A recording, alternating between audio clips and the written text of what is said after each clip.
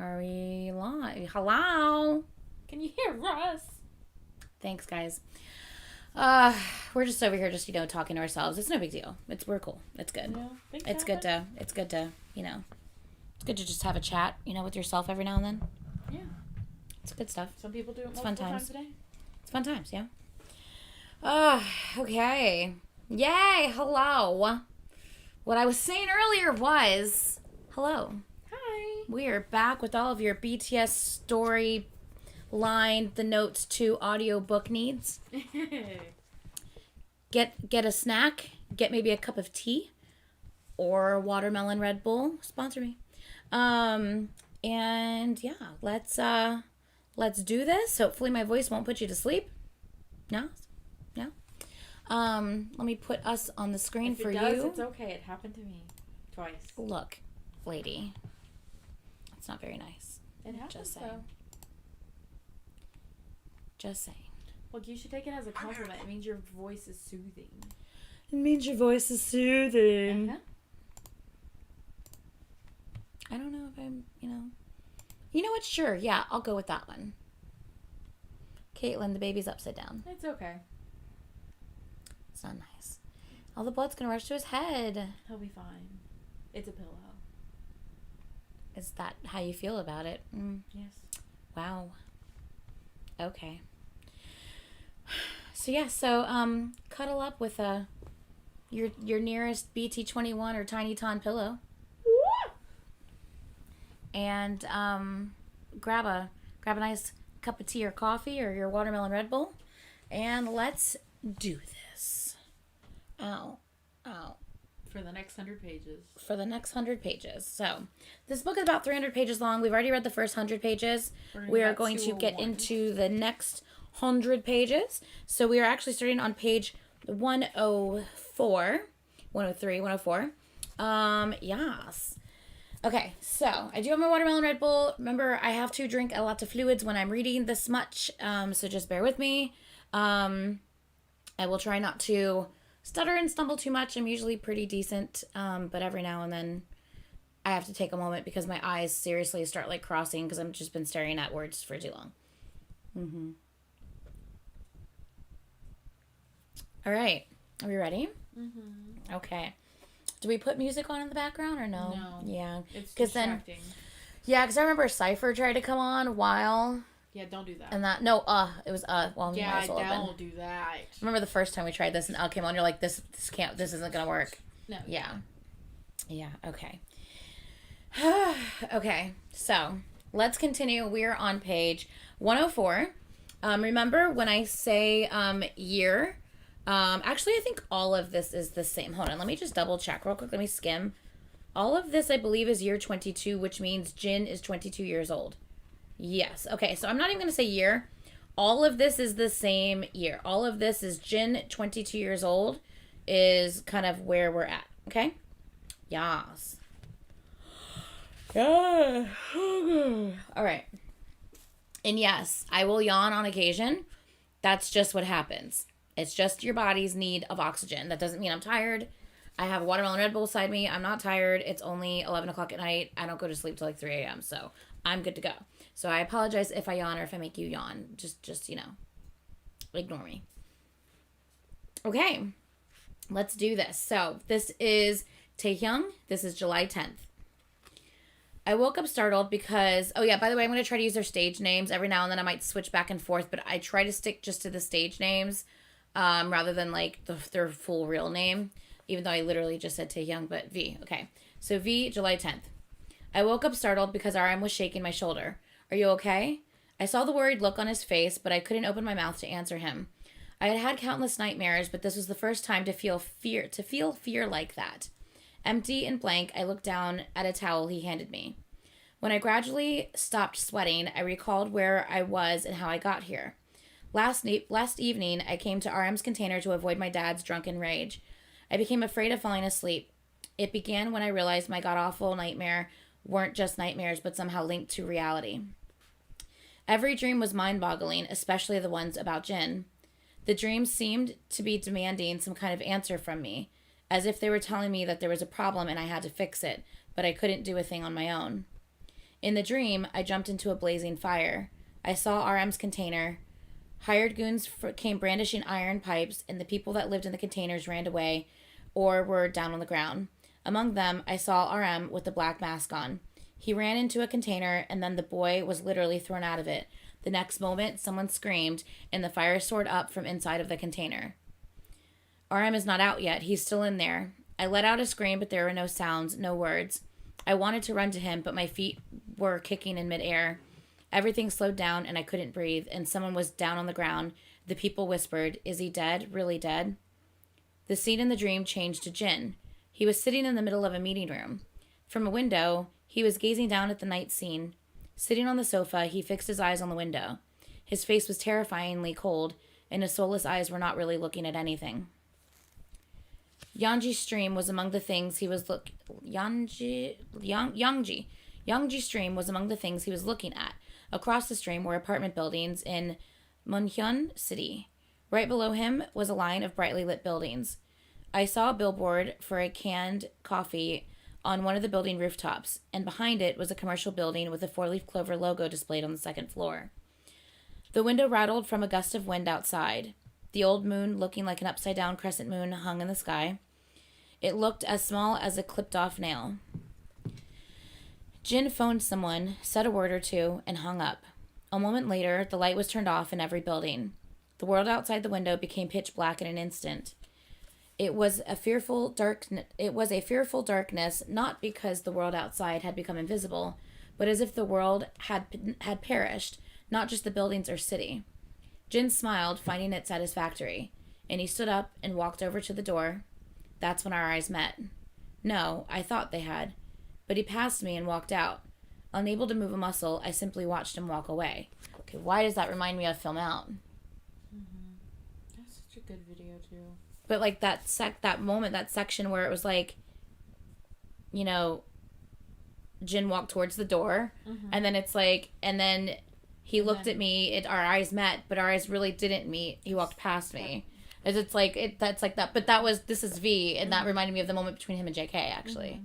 Before he went to the Monster Interesting. Inc. doors. Yeah, it's not Monster Inc. doors. The Monster Inc. doors. I can't. Oh, okay, one second, guys. Sorry. You know me. Oh, wow, I can't. Can you open that? I'm trying to keep my place in the book. Yeah, we figured out the camera. YouTube. Google. Yeah, we tried to remember it, but we couldn't remember it, so she had to look it up again, but we're good now. Now we know. Now we'll definitely remember for next time. Faux show. Okay, let's continue. Did that part of the book remind anyone else of Film Out? Was it just me? Was anyone else even listening to me? I don't know. Okay, let's continue. Can you find that place? RM asked, rubbing his chin. They just posted something. God damn it. Bangtan TV, BTS, Bang Bang Con 21, RM and Suga and Jimin, #shorts. The fuck? I don't know. I'll have to look at it later. I'm like, they literally just He's also just... and AT's just posted something? What the hell? Answer performance stage. Oh, I can't watch that because I haven't seen Kingdom yet. No, this is from something else. It's from @TV Ashi Breakout. Just in case. I'm still going to watch the Kingdom thing just in case. Yeah, that's definitely First. a Kingdom stage. Okay. Oh, Okay, no, let's continue. It's just them for... Talking about it? BBC, yeah. Okay, let's continue. Can you find that place? RM asked, rubbing his chin. I shook my head. I saw Youngji stream in the dream, but you could see that stream from any part of Songju. Think about it carefully. What floor do you think you were on? Anything eye-catching in the scenes outside that window? Or did you hear anything? Why, though? To that, RM said, to go and find that place. I stared at him. The place? Why? Because he didn't finish, but said, V, do you think that will really happen? The things you saw in your dream? Jin makes a phone call and Songju becomes buried in darkness? No, disappears? I couldn't answer him right away.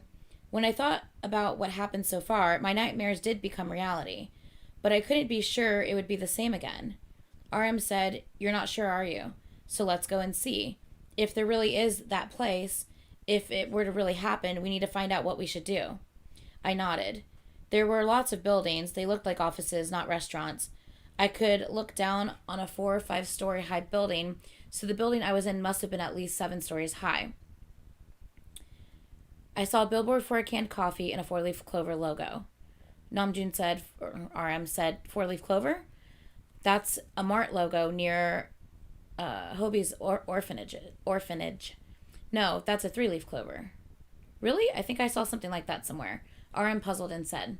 He suggested looking for the billboard. The area with lots of offices is near City Hall or the downtown area near Guangdong.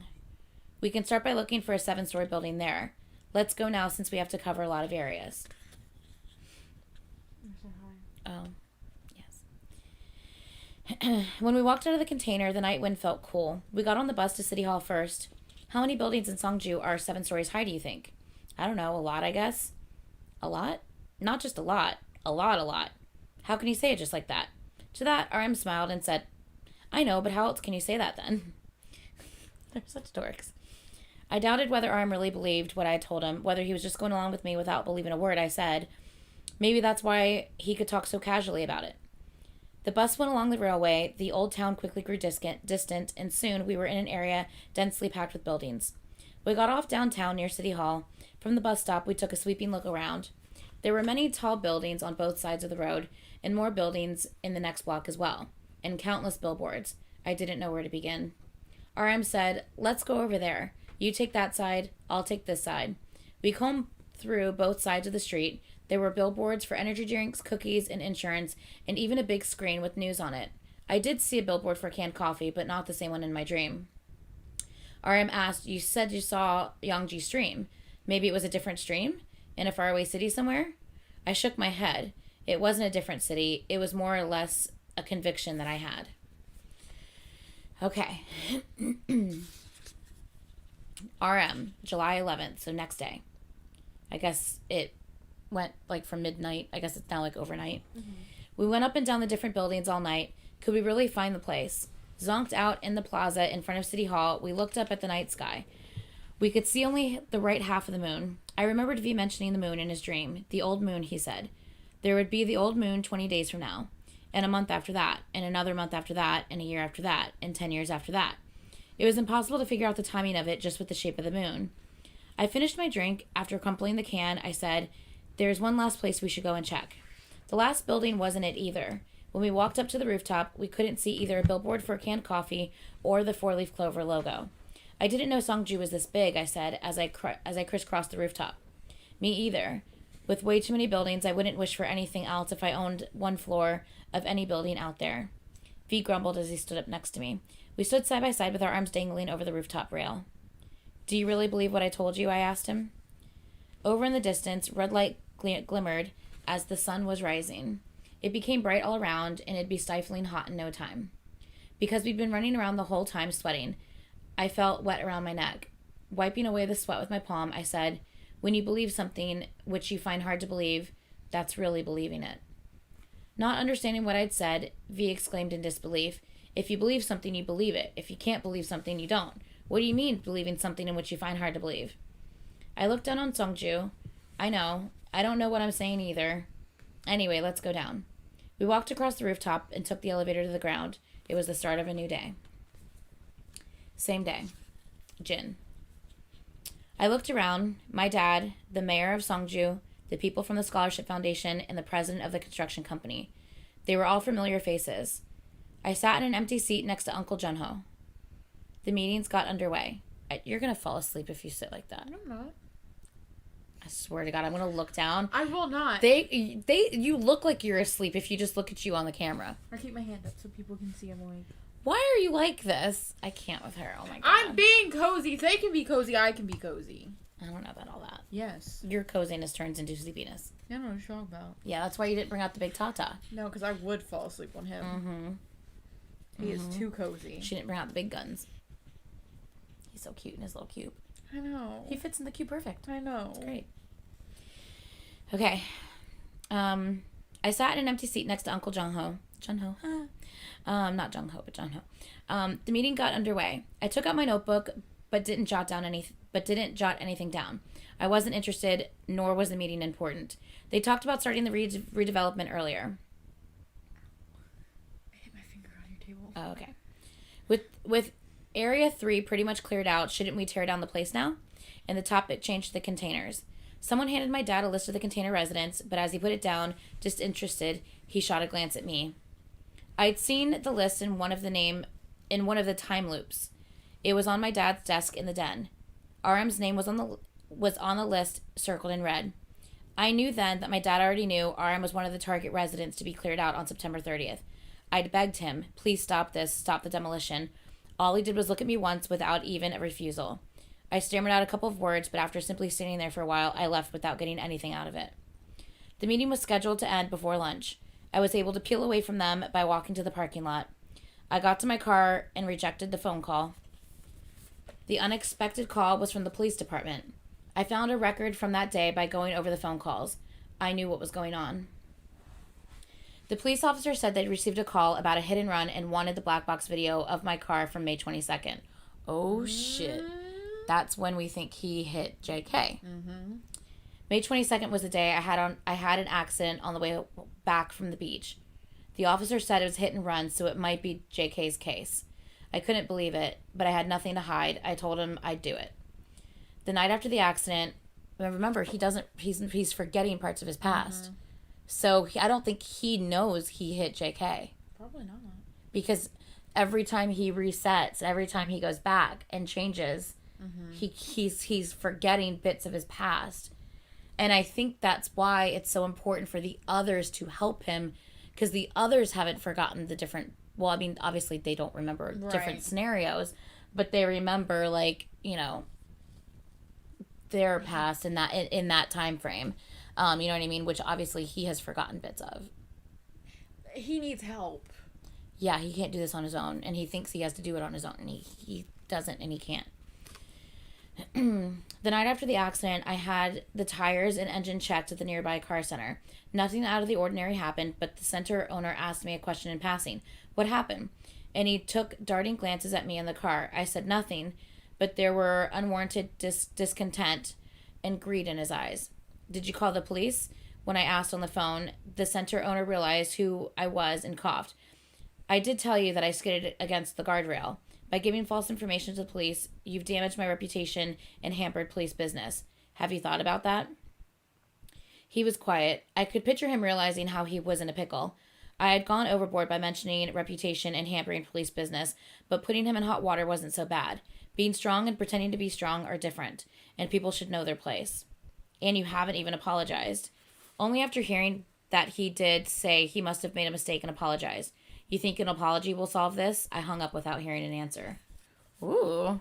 Jen just told somebody off. Ooh. Good for him. Okay, Jen. Good for him. Ow. Okay, Jen. What's wrong with you? I'm trying to get comfy. I know you just want to be over on that couch. And it's not happening. I don't want to be on the couch. There's too much things on the couch. Well, yeah, you're right. I have like a bunch of frames on the couch I need to hang. Mm-hmm. Everyone's so quiet in the chat. You guys still there? Is anyone Are you guys still there? No one's commented. No one has commented really at all. Oh, Jen is fed up. Someone commented. It says there are 32 people watching. Okay, cool. Okay, July 13th. So a couple days later? Yeah, a couple days later. Yeah, we're here. Okay, good. Okay, hi. Yay. Okay, I just wanted to make sure everything was going good. Like, are we talking to ourselves? Yay. No, okay, everyone's here. I just wanted to make sure everyone was good. Okay, cool. Let's continue. RM, a couple days later. Excuse me. I roamed the city for 3 days, but had nothing to show for it. Why do you switch your work shift so often these days? When my boss at the gas station asked, I hung my head low. I yawned and looked around the office. Eyeing him, I cleaned the office with a rag. Morning came early when we were out wandering the city. Some buildings turned off the lights at night, so we had to pay extra attention not to miss anything. I turned around, hearing someone snoring, and it was my boss in the massage chair. I was trying to leave the office quietly when I saw a logo next to the headrest, a 4-leaf clover. Taehyung, is this what you saw? He texted me right away. That's right. Where did you find it? The massage chair company had 6 marketing offices in Songju. They sold the chairs by letting people try them. One of the offices was inside a huge retail store, and one was located on a lower floor. I eliminated the office located in the building where you couldn't see the stream. That left 2. One downtown in Gongdong. It's like I don't know. railroad all over again. Yeah, railroad. And the other near City Hall. Okay, so V. 4 days later. V. The typhoon arrived in the afternoon on the 14th. Before it did, we took a look at the 2 massage chair offices near City Hall. One in Gongdong. Gongdong. I can't say the word. It's Gooan. Goang dash dong. D-O-N-G. Goang dong. I don't know. It sounds like I'm like dong. Like I'm hitting a goddamn bell. It does. Dong. Okay. We couldn't find a canned office billboard, but we climbed up every nearby 7-story high buildings from where we can see a 4-leaf clover logo in Yanji Stream. On the morning news that day, they said typhoon. What the fuck is that called? What? Dude! There's no vowel. Other than one A, there's no vowel in that entire word. Is that supposed to be? P. Just say Plashing? typhoon Plash. P. I'm just gonna call it play. Typhoon play. On the morning news that day, they said typhoon play You can't say it like that. was approaching the southern coast. Plath meant goldfish in Thai. It's Thai. No wonder I was so confused. Bless you. Typhoon was named Plath with the hope that it would pass quietly like a goldfish. Like its namesake, the size was small, but not the amount of rain. What had started as a drizzle soon turned into big sheets of raindrops. We visited different buildings with umbrellas, but soon we went around without them and ended up getting into brawls. The downtown in Gongdong area was lined with bars and clubs where people got drunk, and out of drunkenness or anger, they got themselves into brawls. Seeing us soaking wet as we tried to walk up the rooftop, they thought we were some juvies looking for trouble and kicked us out. The doors to the rooftops were often locked, and it was impossible to check the view from the staircase windows. The convenience store we went into to get instant cup noodles had their AC turned on too strong. The wet clothes clung to our skin, and our teeth chattered from the cold.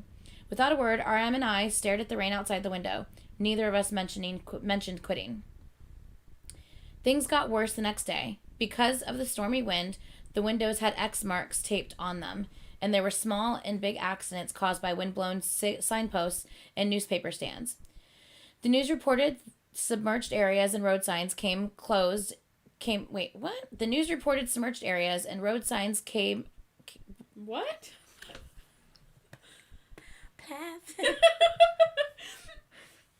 Are you good? No, I'm good. Yeah, I'm fine. I'm good. You want to know how to spell it? P-L-A with a line above it. T-H-X-I... No. P-L-A with a line above it. T-H-X-N-G. X-N-G. Or as she says, play.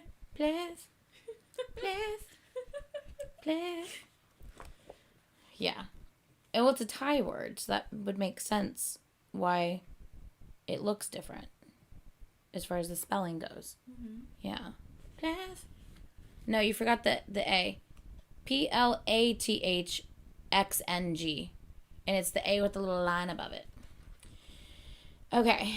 The news reported submerged areas and road signs came loose and damaged some cars.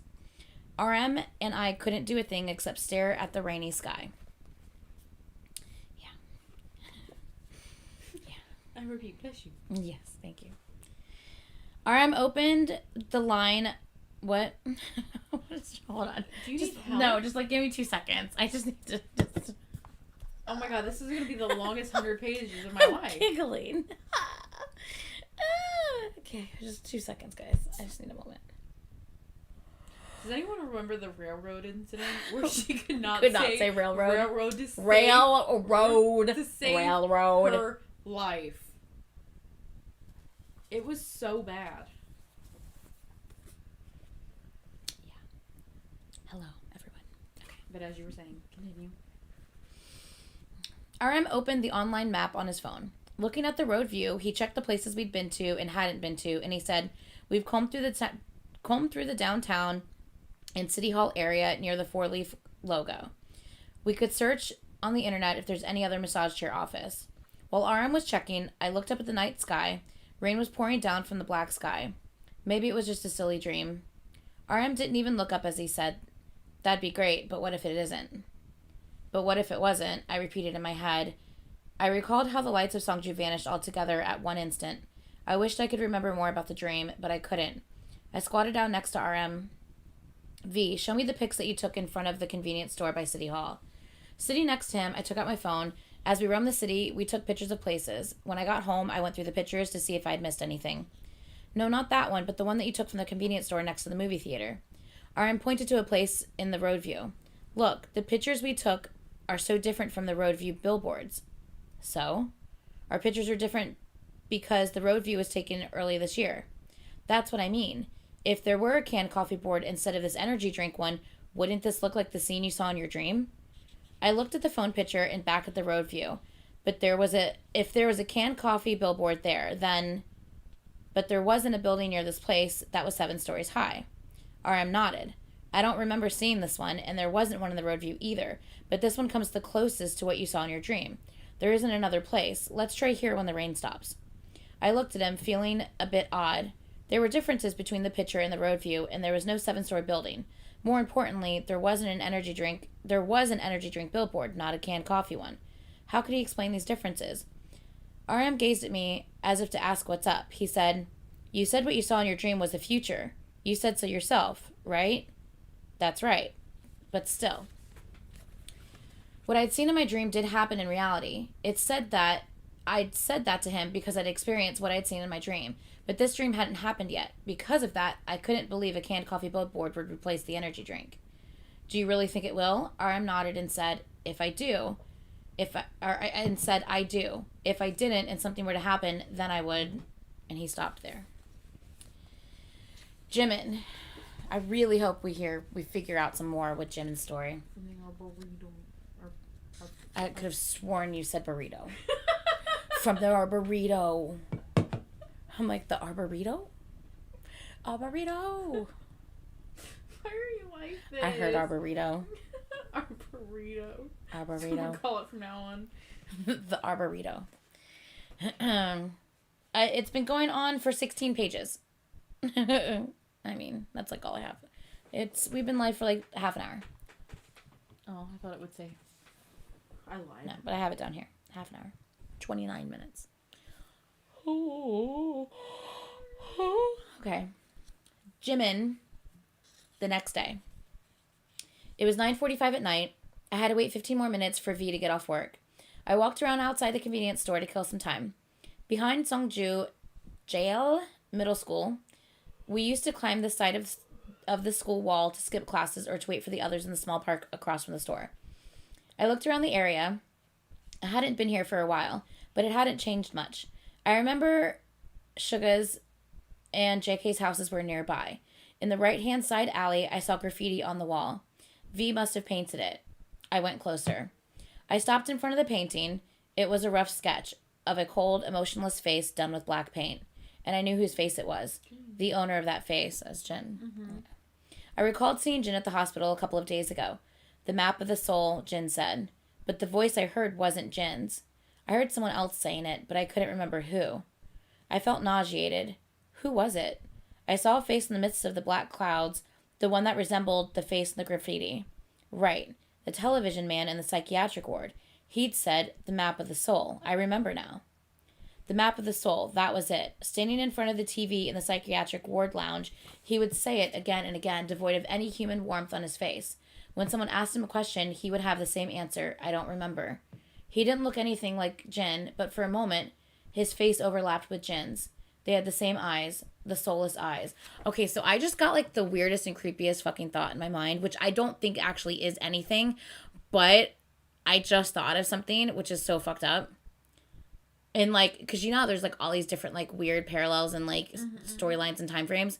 What if that like creepy old man, that soulless stare, is actually old man Jin from like one of the past that he tried to like then he never actually left the past, but yet a version of himself is still there trying to, like, solve shit. What if that is a version of Jin? That's fucking creepy to think about. But wasn't there a missing man somewhere in the storyline? Yeah, I think you're right. There was. and What, did they ever find him? No, and I thought someone said that they thought that the guy from the psych ward was him. The crazy guy from the psych ward that Jimmy would mention. And remember, Jin's dad knew about the time loops and stuff like that. So maybe that is a guy from his... Maybe he's someone who did the time loops. It was a guy, and the little boy... There was a little boy... Remember, because something about the little boy that Jin tried to hide, and then his dad or something went missing. Yeah. And people think that that's the person that was in the psych ward, is that his dad had him put in the psych ward. But do you think, because his dad is someone who is Jin's dad's friend from the past, and Jin's dad and his friends knew about the time loops from the past. In the past, they knew about the time loops as well. Maybe he was looking. So what if he was also for the map of the soul to try to figure out what the time loops were and about. he never found it, and now he's just some crazy guy in a psych ward. Because like he just went crazy from thinking about it all the time. Dude. They say his son went missing. Yeah, but obviously his son, they grow up. What? That's what I think who I think the guy is. And that's why he's mumbling about the map of the soul. Because he never found it. Yeah. And he's maybe gone back so many times and no one was there to help him figure it out. So now he's just map of the soul. Crazy. Yeah, the map it's just, it's all he's consumed with, and he doesn't remember stuff from his past. And that's what's happening to Jin, because Jin's starting to lose his memory of, like, things that have happened in the past. But luckily he has friends to hopefully help him. If he fucking tells anyone about it. Jesus Christ, Jin. I hope that makes sense to you guys. Makes sense to me. Makes sense to me. Hey. I don't know if it makes sense to y'all, but it makes sense to us. Okay. RM. Same day? Same day. We've been the same day for a minute now. RM. If I didn't believe in V's dream and something did happen, I probably would not be able to forgive myself. V called early in the afternoon. The rain that had slashed down for 5 days straight had softened to a drizzle. You're going to do it today, right? I met him at the Songju Station bus stop a little after 7. The rain finally stopped, and just the wind blew. It pushed away the black clouds, revealing the dark blue sky. At the bus stop, we ate the sandwich and gimbap V brought. Their expirations were up or close to it.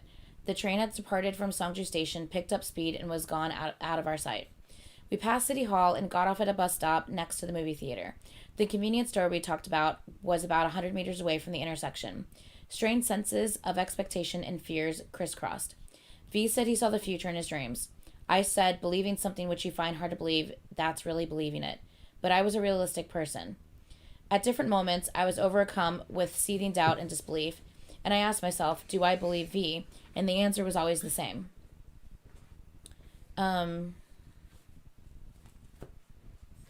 We think so, Margaret. We think so. Yeah. Oh, you're welcome, ML. Look, V stopped and tugged at my sleeve. I stopped too. V was pointing to the 4-leaf clover logo, and beyond that, people were replacing a billboard. The energy drink was coming down, and a new billboard was going up. A canned coffee. There we go. Oh, shit, it's happening! Sorry, I'm okay. We didn't know who began to run first. It was only about 40 or 50 meters away, and it wouldn't have made any difference if we got there faster. The canned coffee billboard, or the building across from it, would not disappear, but we were in a hurry to get there. We got to the building with the billboard painting and took a sweeping look of the place. It was late, but there were many passers-by. I said, let's go up. We can't see from here. We went into the building, got in the elevator, and headed to the rooftop.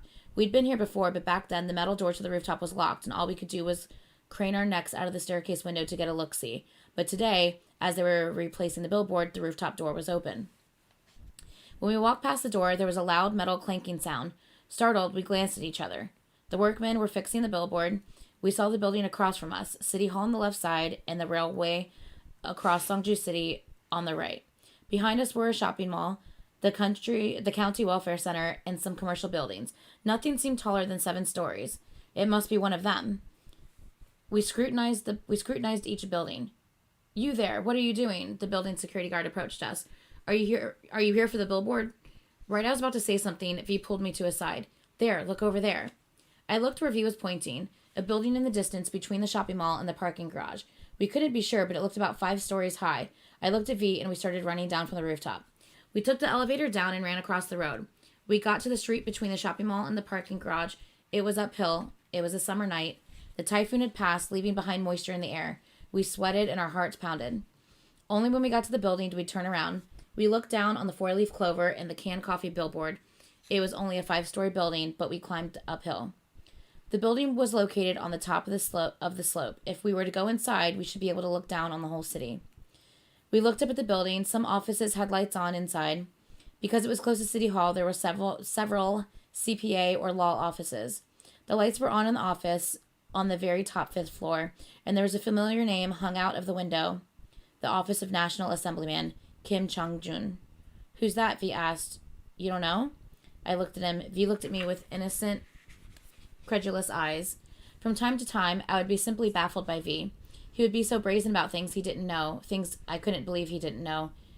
V had no qualms about looking at things I would find too scary, even to go close to. When no one would give you a helping hand, V wouldn't think twice before offering his help. I answered, "That's Jin's dad." We walked up the emergency staircase to the 5th floor.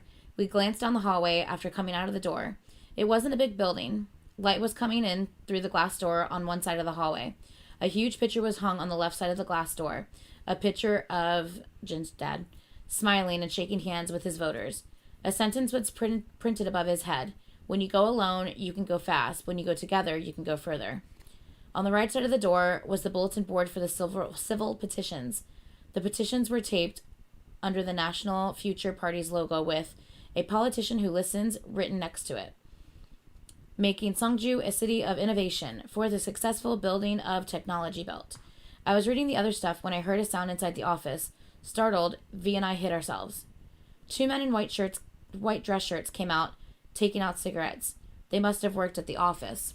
One of them opened the door wide. "We shouldn't be caught smoking by Mr. Song.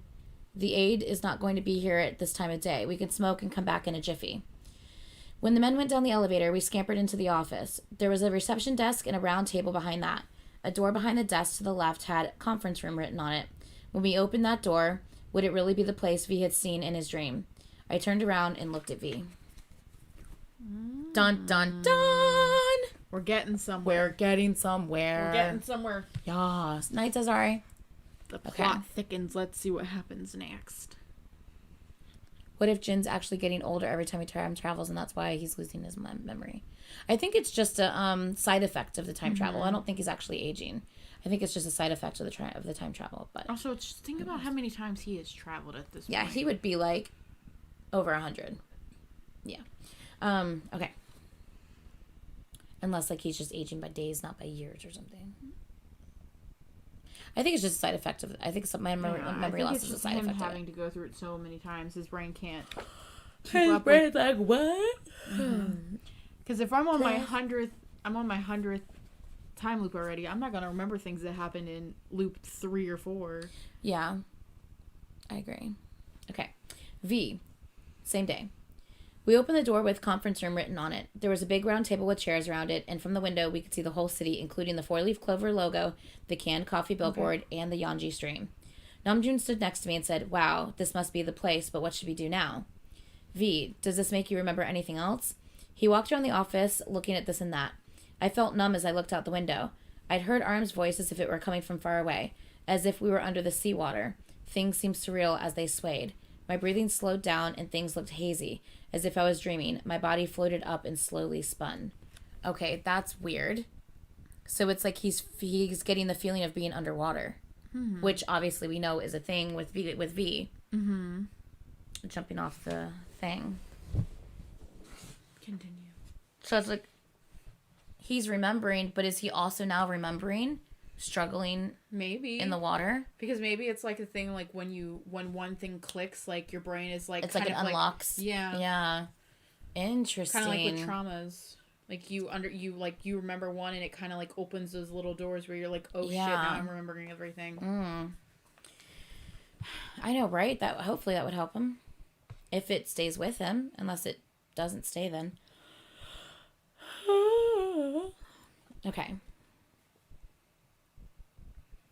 Okay, so my body floated up and slowly spun. Jin was sitting in a chair, talking on the phone. He smiled faintly and stood up. In front of him was a folder, Songju City Redevelopment. The moment he picked it up, all the lights in the city vanished. V. Hearing my name, I snapped out of it.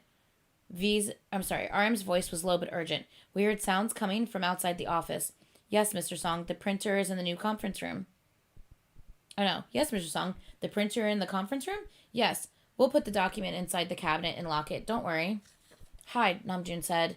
Hide, Namjoon lay low behind the sofa. I rolled to hide behind the cabinet. The two men came back and turned the lights on. I closed my eyes and made myself smaller. When I opened my eyes, I saw printed pages below the printer. On the bottom read Songju City Redevelopment Plan, page 3. I crawled out from behind the cabinet. My eyes met RM's. He gestured as if to ask what the hell was up and to go back. The men were still standing by the door. I looked inside the room. I extended my arm and grabbed the pile of papers from the printer. Ooh. He stole it. Mm-hmm. Okay. He knows. RM. What paper did he mean? The man who turned on the lights looked around the room. It's a top secret document about the redevelopment plan, but he had a problem with the printer. It hasn't been printed yet. Ooh, so they were about to take the paper, and V was like, nah, I want to see it. So he took it, so now they think it just hasn't printed yet. Because they don't know that they're in there. Slick. Okay.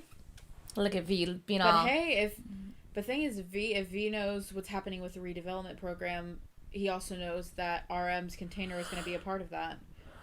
Mm-hmm. So in turn, that could save RM from being in the container when shit goes down.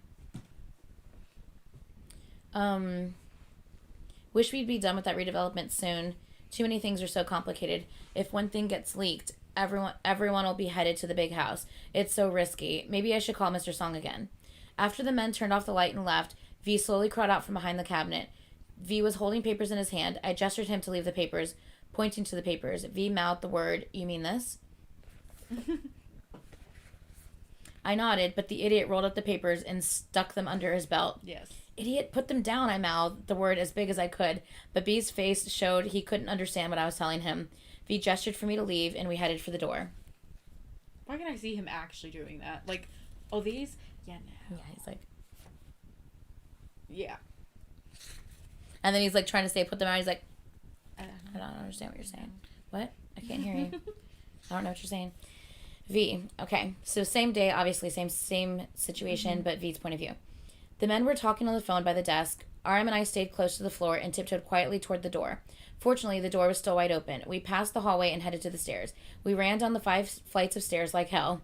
Even when we got outside, we still ran. We ran through the narrow alleyways and repeated making the left turn and then the right turn. It'd become easy for us to get away.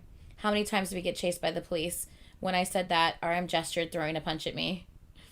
I fumbled under my shirt and brought out the papers. RM said we should throw them away now. But why? They might relate to Jin. To that, he said, didn't you hear those men? It's top secret. We shouldn't get involved in something complicated.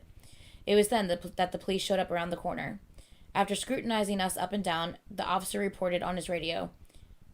2 men in the late teens or early 20s matches the descriptions. We'll take them to the station ASAP. Oh, shit. So did they really get caught? Did they know that they were there? I don't know.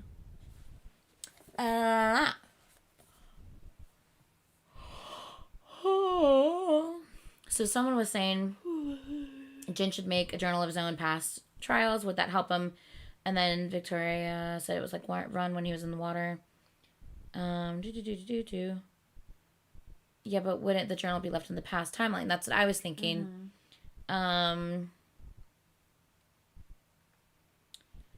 That's true, but what if he finds a magical journal thing that stays with him? He does have his dad's journal. That's right, because didn't he find a old journal from his dad? Yeah, in the classroom. But we assume that that's a journal from, like, the last time loop that has stayed, not one that from, like, the back or anything like that. Oh, thank you, sweetie. I appreciate that. Okay, so now we're on Hobie next day. Oh. That switched up. Hobie next day. Oh, well, yeah, because the other 2 are locked up. Someone's got to bail them out. Someone's got to bail them out. Of course, it's Hobie. Okay. Hobie, next day. V and RM were sitting on the steps in front of the police station. Seeing me limp, V bolted up and came running. What's wrong with your leg? It's no big deal. I sprained my ankle when I had to carry someone. Oh, okay. Mm-hmm. Okay. That's highlight reels. RM scratched his head and said, "If I'd known, I wouldn't have called you. I'm sorry." I shrugged and raised my hands. V asked, "You came empty-handed? What do you mean?" "You called in the middle of the night to pick you up, and now that I'm here, you complain about me being empty-handed?" RM said, "He means you don't have tofu with you." "What?" I looked at V in utter disbelief. "It's not like you got dragged to the police station for the first time. You want tofu now?"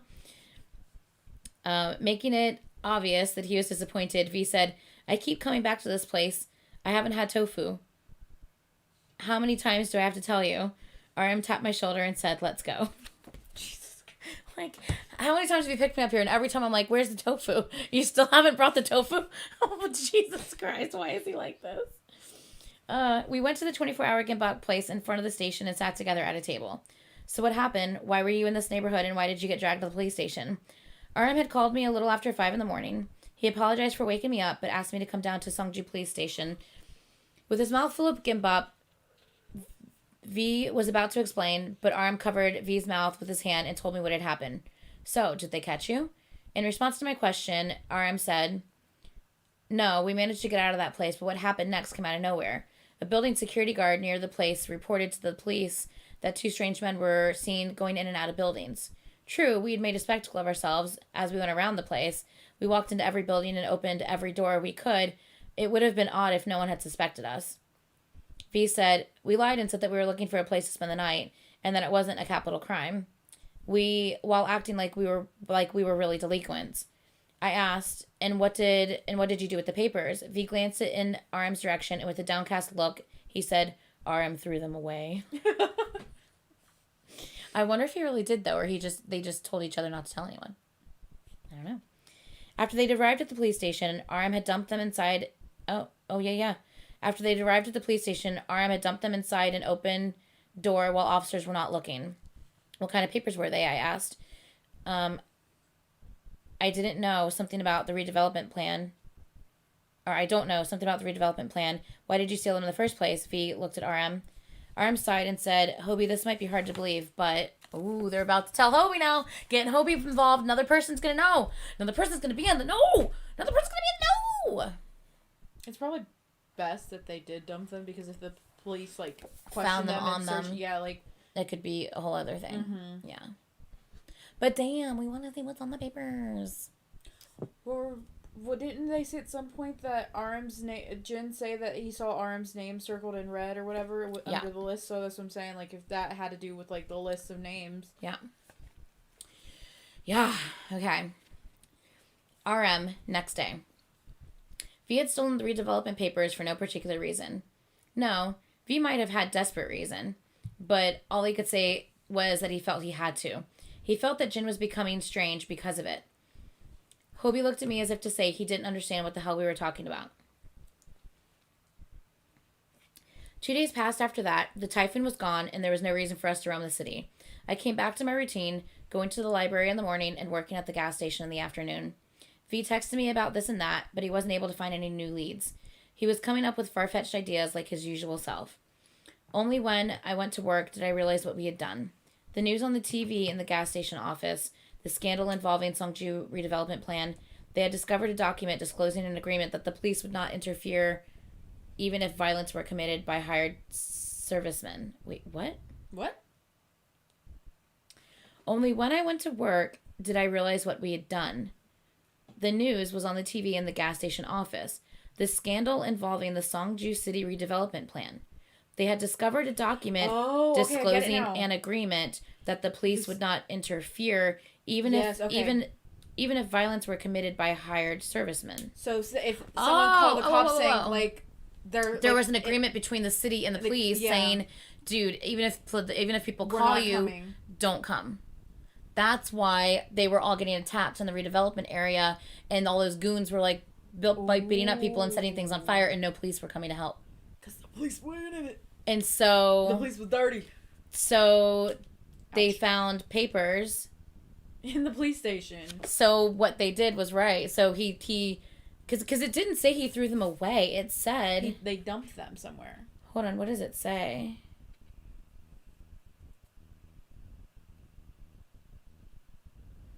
He dumped them inside an open door while the officers were not looking. So when they were walking, he just tossed them inside of like a room. Oh. So someone must have found them.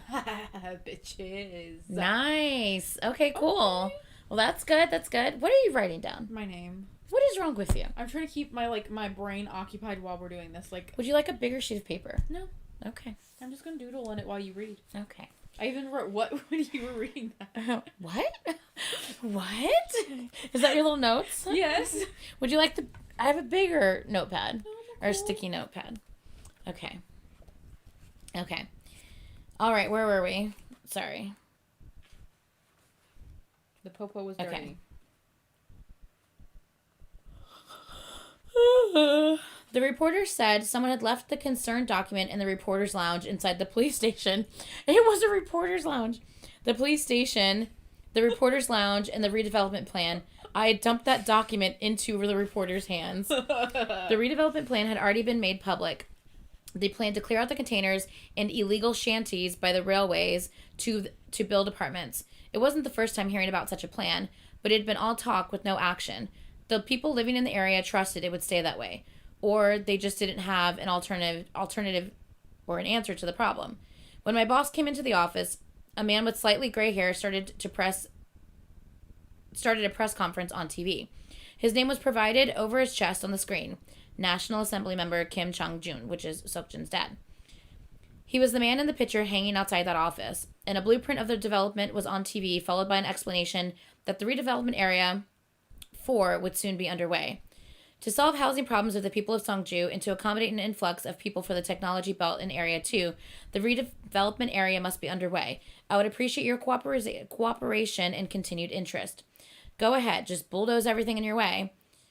Well, they're going to bury that document about permitting violence after this interview. There are more than just one or two people waiting for the redevelopment to start. My boss clicked his tongue at the TV. Still, how could they force those people out of their homes? Kim Chung-jun wasn't like that before. Scary how power changes people. All right. Why does he want to do this so bad? Basically... my thing is they're going to go through with all of it anyway. Even though it's been exposed, it's all going to happen anyway. But it seems like he's trying to twist it now, saying it's a redevelopment program for, like, people who, like... For better housing for them. Yes. But when we know it's not... My thing is this, is that why is Jin's dad so adamant on doing certain things? Because it says he wasn't like, they just said he wasn't like this before. Before he has power. Power changes people. We also know that Jin's dad, if I remember correctly, Jin's dad didn't like him being around the other people, the other boys. Mm-hmm. He also, like, made him snitch and shit like that. So... I'm thinking that Jin's dad knows that he's going through time loops. What if he does? That's why he's trying to do certain things. Maybe. I don't know. It's... Possibly. It's definitely a possibility. Mm-hmm. Because if it's something, especially with his whole notebook and stuff like that, in the past that we still don't really understand with that... Then why the fuck are you here? Yeah, why? Bye. Then why are you here? Are you just bored? You just bored? Yeah?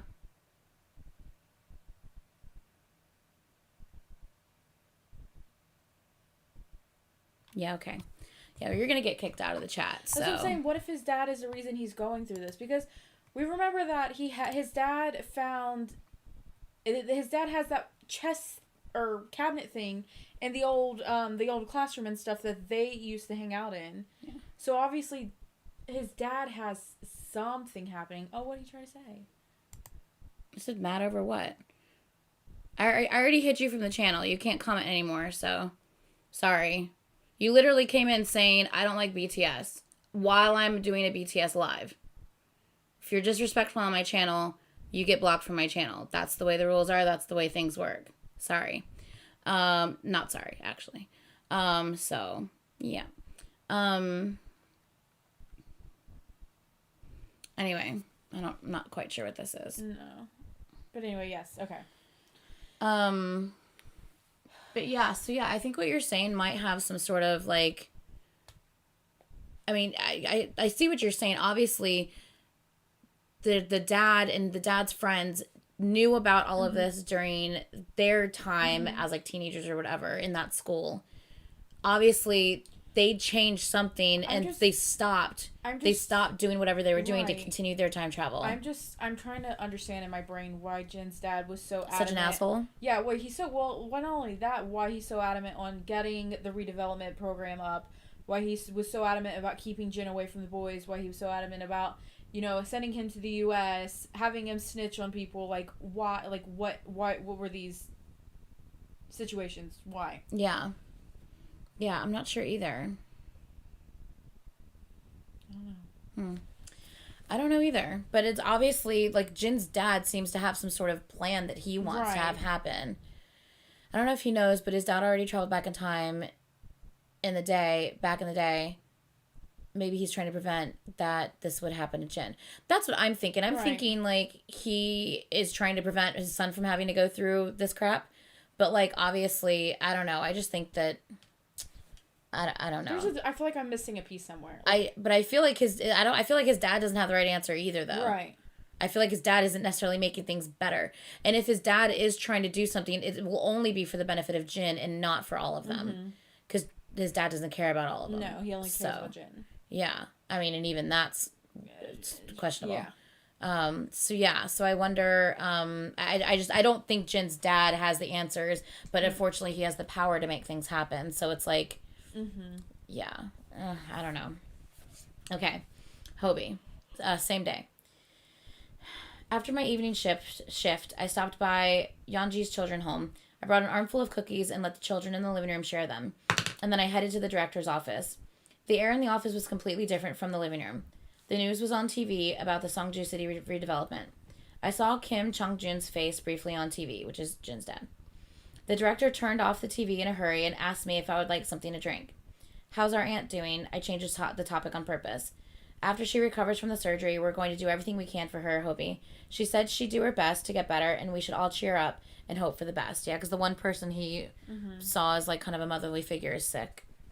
A loud noise came from the living room. The children were fighting over the cookies. One boy banged open the director's office door and barged in.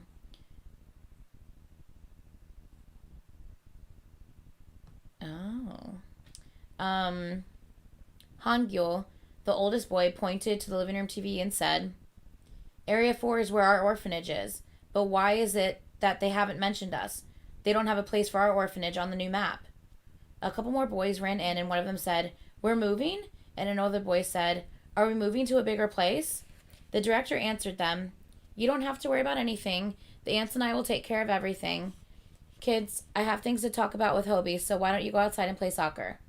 After sending the kids out, she plopped in a chair opposite me. What's going to happen to us? I asked with my eyes on her. Nothing's been decided yet. They might build a new orphanage in Area 1. It might take some time, though. How long? Meanwhile, they'll have us scattered to different places. But Mr. Chung-jun, the assemblyman, said, I know, he promised to build us a new orphanage in Area 4 so that we can stay together. Downcast, the director said, We have to see how things develop. So, once again, the guy literally just does not care about, like, anything. Yeah. So, yeah. Yeah, let's not do any spoilers in the chat, guys, okay? Make sure we're not doing any spoilers in the chat. Let's not do that, especially since we can see especially if we're talking about, like, TXT and stuff. Yeah. All right. If you want to do that, please do that in DMs on other applications. Yeah. Okay. So, I think same day still? Yeah, same day, JK. I mean, like, the person, not just kidding. You're such a dork. You're a dork. Okay. I limped around the hospital hallway. I'd be discharged a couple days from now. I couldn't go to sleep. The surveillance video the police had shown me, the witness who had disappeared, and my friends who wouldn't tell me things straight. I walked to tire myself out so that I could shake off these thoughts. Suddenly, I saw an iron door in front of me. I didn't know I'd walked up to the top of the emergency stairway. I opened the door to the rooftop. Sitting on the railing, I looked up at the night sky and slowly stood up. I took one step and another on the railing. I walked, dragging my left foot in a cast, feeling unbalanced. My body kept swaying sideways. I looked down. The cars in the parking lot looked like small toys, and the people looked so small and vulnerable that I could squash them with my finger. I felt a sudden spasm in my knees and lurched from the side. I extended both of my arms out to regain my balance. I came down from the railing sweating. I couldn't understand why I'd gone up there in the first place. What if I had fallen off? I turned and saw the night view of Songju over the railing. I wouldn't die even if it were to make... he said, I wouldn't die even if it were to make someone happy. I spat out the words to the lights. Okay. Even if someone had to die, I had no intention of being that someone. I grabbed my crutches and headed back to the iron door. As I walked down the stairs, the sensor lights turned on. So he wasn't trying to kill himself. He was just kind of hanging out on the roof. But didn't he fall from the rooftop or jump or whatever? In one of the time loops because he landed on Jin's car. Yeah, in one of like the earlier time loops. Yeah. And that's when they basically Jin tried to kidnap everybody and stop them from going to certain places. But then instead of him falling from the rooftop, now he hit him with the car instead. So it still was an accident, but a smaller scale accident, so he didn't die. He just got injured. Now he's saying, I'm not going to die for anyone. Yeah, and I was like, I wouldn't even die if it were to make someone happy. Well, that's definitely a different set of... mentality. Yeah. For sure. Okay. Hobie, next day. Okay. What's happening? What did I miss? Bangtan Jungkookie. I think I'm leaving ARMY. Yes, I've been in ARMY for 3 years, but it's becoming toxic. I hope you guys understand. We have to remember that there's going to be toxic people in every single fandom. Unfortunately, that's just the way it is. What you have to remember is if you surround yourself following people on social media that are going to... If that's what you keep seeing on social media, then you've got to reevaluate the people you're following on social media, because that's what you're surrounding yourself with, and that's all you're seeing as a toxicity. Instead, start following the people, the positive ARMY. You have to remember that the rule of thumb is there's 1% of every fandom is toxic, right? Because ARMY is so huge, that 1% is huge. Okay, we don't have more toxic people in ARMY in BTS's fandom any more so than any other fandom. It's just because the fandom is so big, it just seems like there's so much toxicity. But it's really not any more than any other fandom. It's just the numbers are more. So you have to remember that 99% of the rest of the fandom is amazing. You also have to remember all of the absolutely amazing things that ARMY accomplish. Right. And that all of the good that ARMY does, all of the amazing projects that they do, all of the awareness that they bring, you have to just remember all of that and push away all of the bullshit. You have to make the choice to unfollow the people that are causing that toxicity. You have to make a conscious effort to not get swept up in the bullshit and let it overtake you or your mental state, because it's a lot. It is a lot, and it is very overwhelming, and it will 100% make you feel like bogged down and anxious and stressed. Like, I have felt super stressed before because of it. So you have to make the conscious effort. Like, for instance, for me, like on Twitter, for example, I don't follow pretty much anyone on Twitter other than like the official group accounts or members or mutual like reactors and stuff like that, because I don't want to possibly see the bullshit in my feed and in my timeline, because it's not worth my mental health. You see what I'm saying? And if I am going to choose to follow somebody, I'm going to make sure I'm choosing to follow those accounts that are actively participating in the positive things and the projects that ARMY create for, donating here and planting trees there and whatever, you know what I'm saying? So you have to make the choice. Yes, you can leave the fandom, and that's absolutely something you can do. And that's a choice that you can make. That's all on you. But you also have the choice of thinking about it in the different way and just trying to take out the toxic parts so you're left with all of the amazing things. So now just think about it. You can still make whatever decision you want to make. And you don't have to claim that you're ARMY anymore. You can just casually love BTS and not involve yourself in the fandom. That's okay too. You don't have to. Mm-hmm. But just remember that it just seems really bad because there's a lot of people in the fandom. But in the grand scheme of things, it's the good really do outweigh the bad. So just remember, I know it's hard because it's a lot of bullshit that you see on social media, but just remember that it's just because that's where they go to talk their shit. They like to talk, and things can spread like wildfire online. And because of that, that's where they go to spread their bullshit, because it takes 2 seconds to retweet something stupid. So that's where they dwell. They dwell in the interwebs. So just try to avoid all of the bullshit. It's hard, but just try to, and just surround yourself with all the good and the positive stuff. And yeah, and hopefully it'll get better.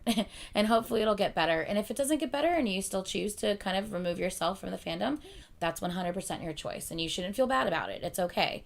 As long as you are making yourself happy and your mental state is good, that's what matters the most out of all of it at the end of the day. That was the most mom thing you've said in like a good week now. Oh, in a good week. That was very mom of you. What? It's not even mom. It's just facts. That's very, like, just the way you were talking, the way you were doing it. That was very, like, mom, like, coming in, trying to comfort her upset child. Oh, because a friend can't do that? It has to be a mom? No, it sounded very mom. Like, I liked it, though. Shut up. It sounded very nurturing. Very caring. Look, it was sweet. I know that I would be a good mom. But nah. But anyway. Actually, no, I don't think I would be a good mom. I don't think you would. I'm too selfish. I wouldn't say you're selfish, but I don't know how... I mean that with love. I don't know how well of a mom you would make. Yeah. You're a good aunt, though. Oh, yeah, I'm a kick-ass aunt, I think. We'll see as BG gets older. Yeah. Might change. Yeah.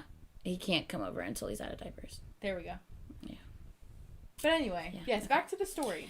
Anyway, I'm a great aunt, though. I'm a fucking awesome aunt. Yes, you are. Yeah. Yeah. Anyway, where was I? I don't even know where I was.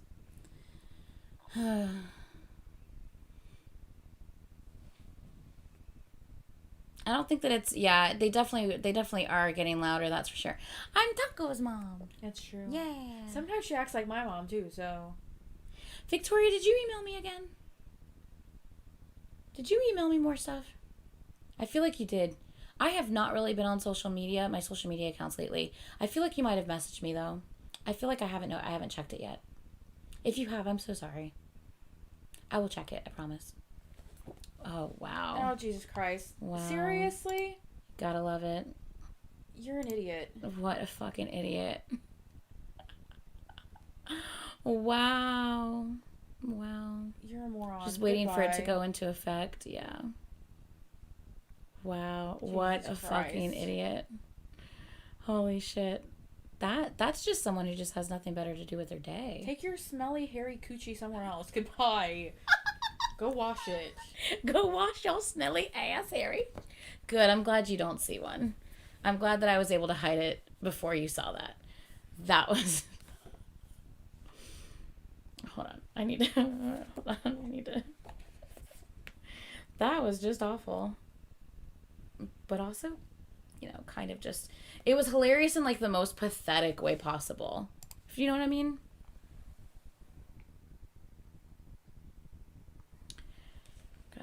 Gotta send that to the group chat. Yes. Oh, that was bad. Okay.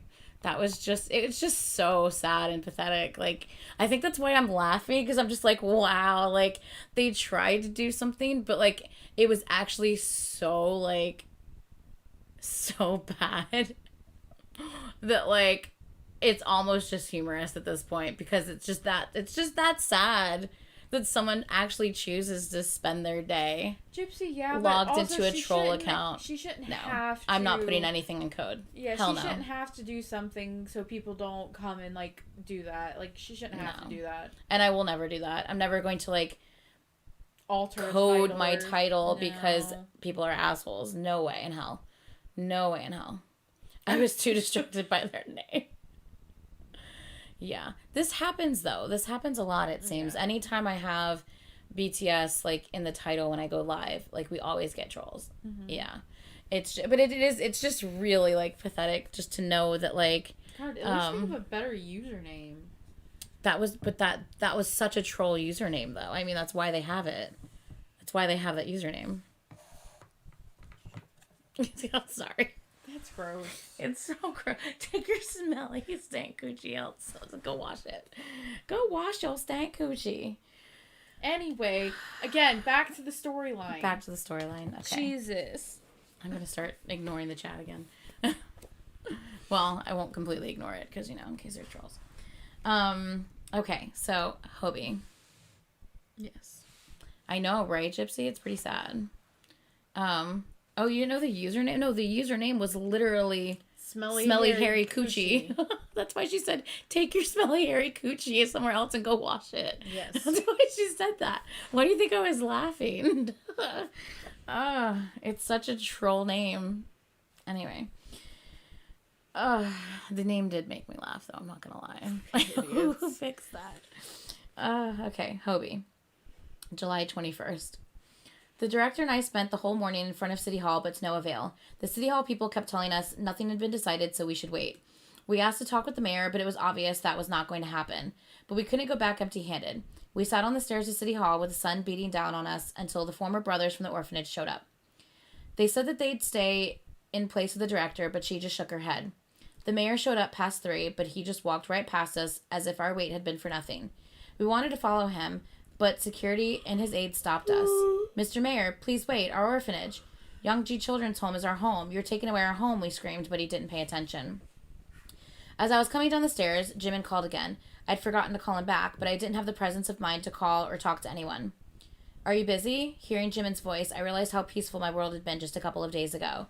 We'd had misunderstandings and squabbles, but nothing this desperate. I'm a bit preoccupied because of the orphanage. What's up? After some hesitation, Jimin said, nothing much. I couldn't get a hold of you. You know what Jin said. Jimin, I'm a bit busy right now. At that moment, someone came down from the stairs and said, we should go to that assemblyman. He's the one who's made the announcement for the plan. That assemblyman. I realized then that assemblyman, Kim Chang-jun, was Jin's father. Ooh. The name of this section, though, I can't fucking see. Hold on. Will you turn the fan on? I was like, it's getting hot in here, right? I'm warm. Okay, I thought the same thing, but I wasn't sure, and I didn't want to make you cold. The name of this section, guys? The surface of reality and the other side of the dream.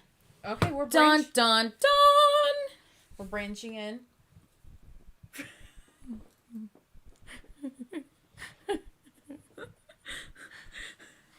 What? I don't know. We're branching in?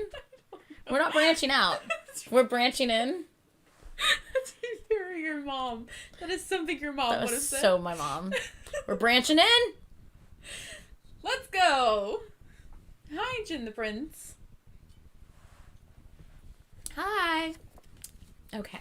Is he trying to get in?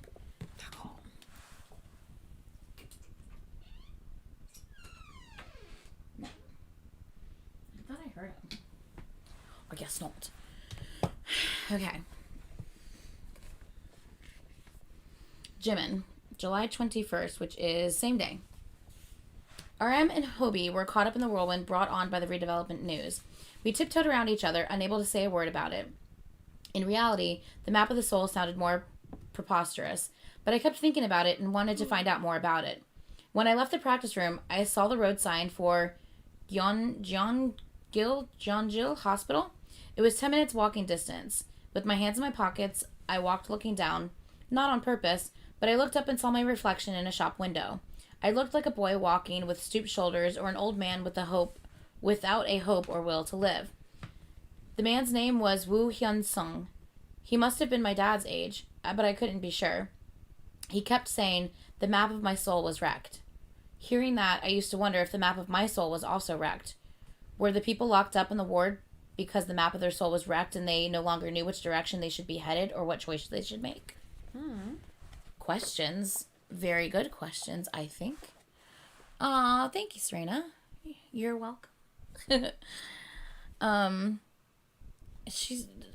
I need you to stop wasting those sticky notes. You've got a whole pack of them.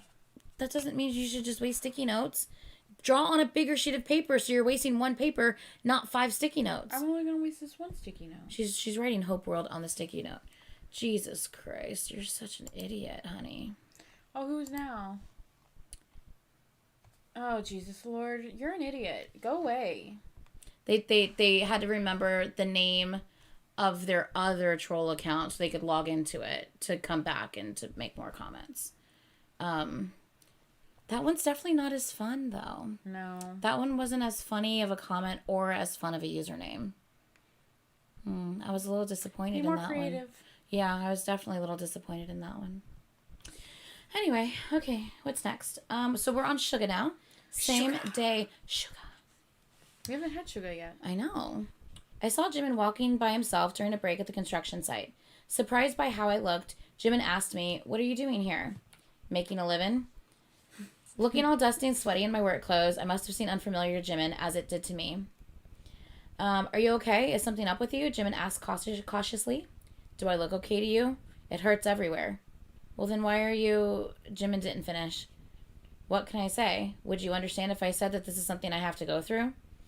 Glancing back and forth between me and the building in the middle of the construction site, Jimin simply looked baffled. "You're going to go by yourself?" I asked when Jimin said he was on his way to the hospital. "We can go together tomorrow." "He has outpatient sessions only on Fridays. Today's Friday, so I have to go now." "You sure you'll be okay?" "Call me when you're done. I'll be waiting for your call." Okay, so Jimin was heading towards the hospital. He ran into Suga. Suga said, "I'm in the middle of... I have to see my doctor today because I can only see him on Fridays. Because isn't he recovering from the burns? And that's why he's like, I hurt all over." Okay, yeah. Okay. What is these noises coming from you? I just keep them internal. You actually make them external. You're like... Yeah, but because I hold the noises inside. It sounds like you're bubbling. You go... you externalize your noises. I just hold my noises in. Yeah. Are you concealing it? Conceal, don't feel. Why you love that line? You quote that all the time, Elsa. Jesus Christ. I love Frozen. Okay, I watched as Jimin headed to the hospital. Because he knew I was watching him, he held his head up and shoulders straight and strutted on purpose. He said... He's so cute. I love him. I wondered if he'd be okay. He had been locked up there for a long time. He pretended as if it didn't bother him, but I knew it was not an easy decision to make. Yeah. Jimin. Same day. Woo Hyung-sung did not show up until the waiting room monitor showed the end of sessions for the day. The outpatient waiting room became empty in no time. He had gotten better so that he didn't need to see a doctor, or had he gotten better so he didn't need to see a doctor anymore? What should I do then? There was no alternative. I headed to the front door, and as I turned, I saw the side hallway. The hallway I'd run down to escape from this hospital, I slowly walked towards it. I saw the kitchenette and the emergency staircase. In 3 more steps, it would be the end of the hallway. The imaginary line I had drawn was gone. There were only the plain tiles you saw every day. I pushed open the door and came out. There was an alternative. The road to an alternative was there. I walked back into the hospital and headed to the off-limit wards. I took deep breaths. When the elevator was going up to the 8th floor, I got all tensed up and couldn't breathe well. Was I really okay? I hadn't had a fit yet, but it had only been 2 months. The hospital was still a place of fear, not to mention the off-limits ward. The elevator stopped at the 8th floor. There was no one at the entrance to the ward. To get inside, I had to pass through 3 iron doors. Without a permit, they didn't let anyone in. I had to wait for someone I knew to come out or go in. Since I knew all the nurses and the employees at the ward, I didn't think it would take too long. Taking a deep breath, I leaned against a chair. This isn't bad. I can do this, I thought to myself. And time simply passed. "Hey, escapee," an employee I knew came holding a tray. I'd known him during my days in the ward. "What brings you back here?" he teased. I stood up and said hi. I didn't get to say goodbye to the nurses. I tried to look as innocent and guileless as I could. But my heart was pounding with my lips parched dry. "I was going to wait here. Can you tell them I'm here?" We're back. Oh, look, you found your other account. Which one was it this time?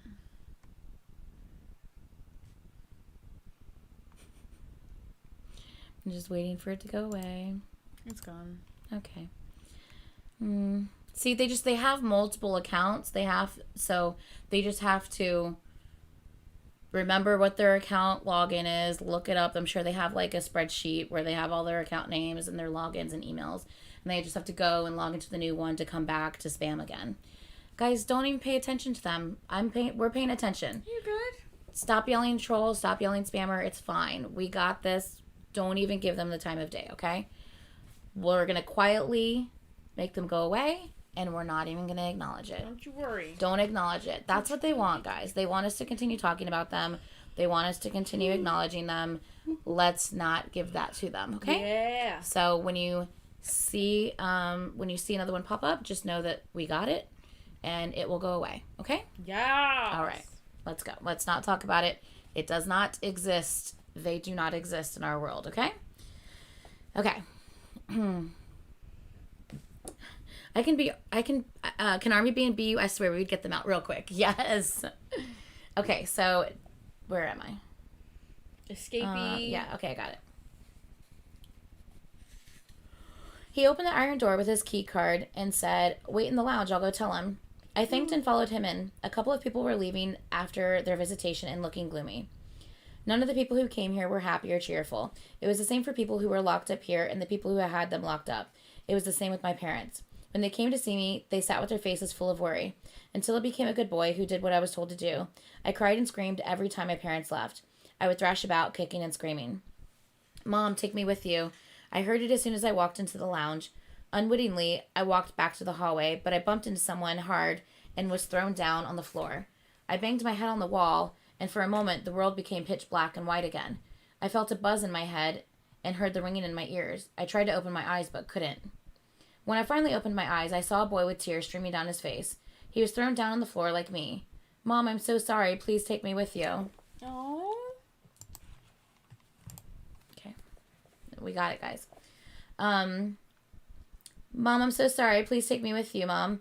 I tried to stand up but slipped again, and a nurse came to him. He was kicking and screaming and held onto my arm not to be dragged back. He kept calling out to his mom, but there was no one by the door. A couple more nurses came, and one of them gave him a shot in his arm. The boy gazed at me and said, "Can you please call my mom? Tell her to take me with her." His face was wet with tears, his body slowed down, and soon became motionless, and the hand that was grabbing my arm fell limp on the floor. You shouldn't have seen this. Guys, let's don't worry about it. Just ignore them. We don't want to give them any attention. Just completely ignore them. It's fine. We're just going to delete it when it comes, and that's it. It's just one of those nights, okay? Mm-hmm. Unfortunately. BTS brings all the boys to the yard.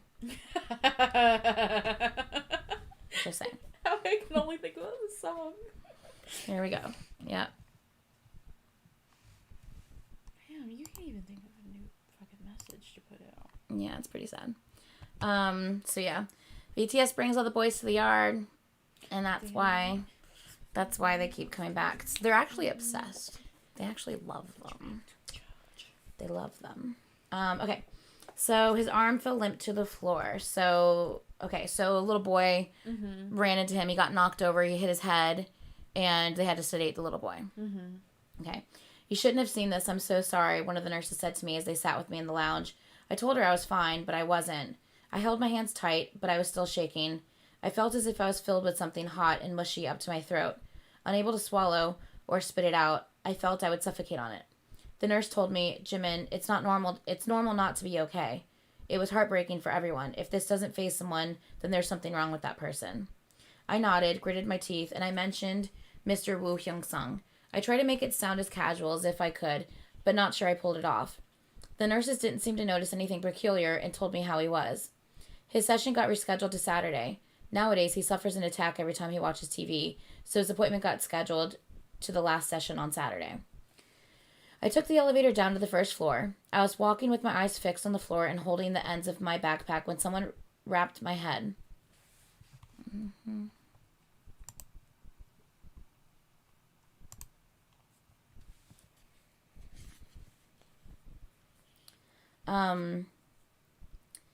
He rapped hard enough for me to see stars in front of my eyes.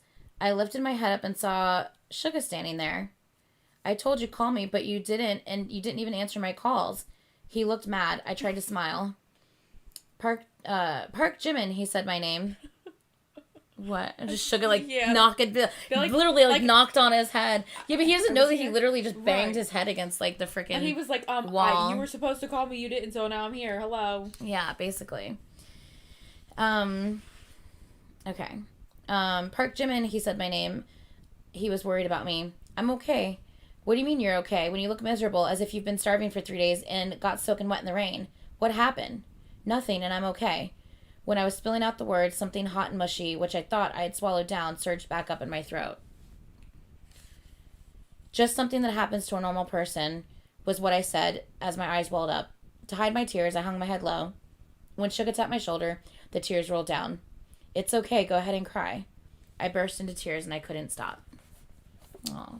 Poor thing! She was like, let's go, you got this. Well, it's like sometimes, you'll see something and something will trigger something in you from the past and you get sad and emotional because of it. And sometimes you just need it happens. Sometimes you just need someone to tell you, it's okay to cry. You can cry. Mm-hmm. And then you're like, oh shit, I actually can cry. Yeah. Yes.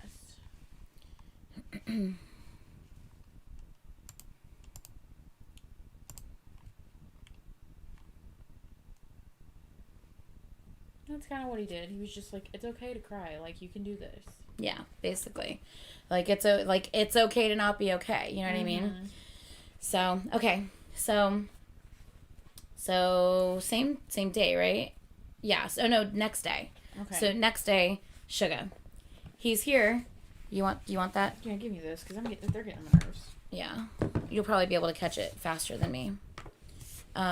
Because this is delayed, so I always have to go over there anyway.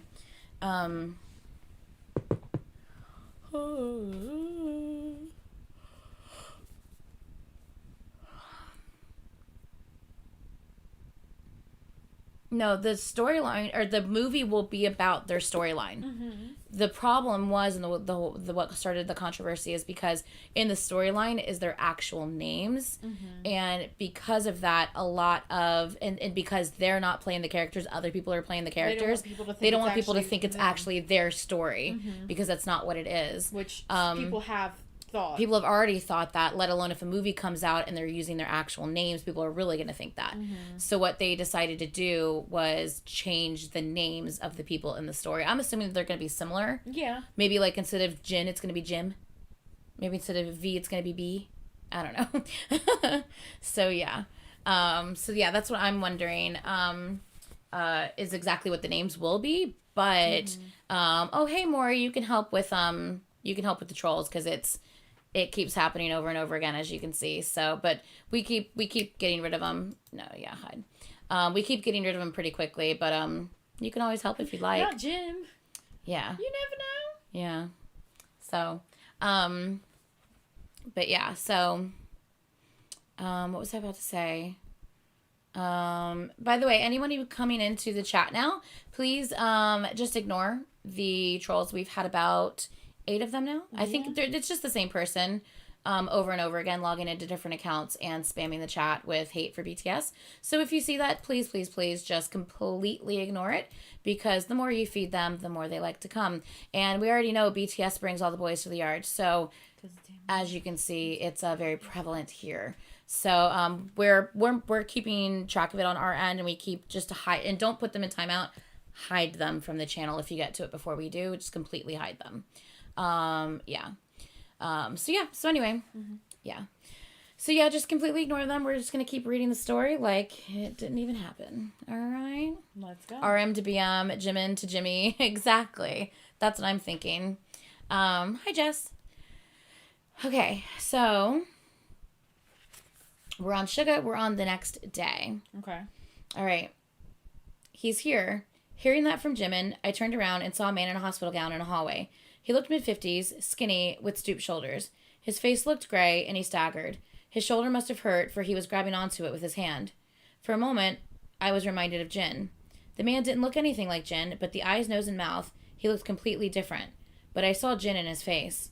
See, I'm telling you, the same thing that happened to this guy is happening to Jim. Jim. Jesus Christ. Jin. I said Jim. But yeah, I'm telling you, the thing that whatever happened to this guy and made him the way he is, it's what's starting to happen to Jin. And that's why all the guys need to be aware and start helping. Yeah. For sure. Aw. Oh, that's very nice. Thank you, Christian. I appreciate that. That makes me feel very warm and fuzzy on the inside. Thank you. It does. I love seeing stuff like that. It's very nice. Shut your face. It does. Stop it.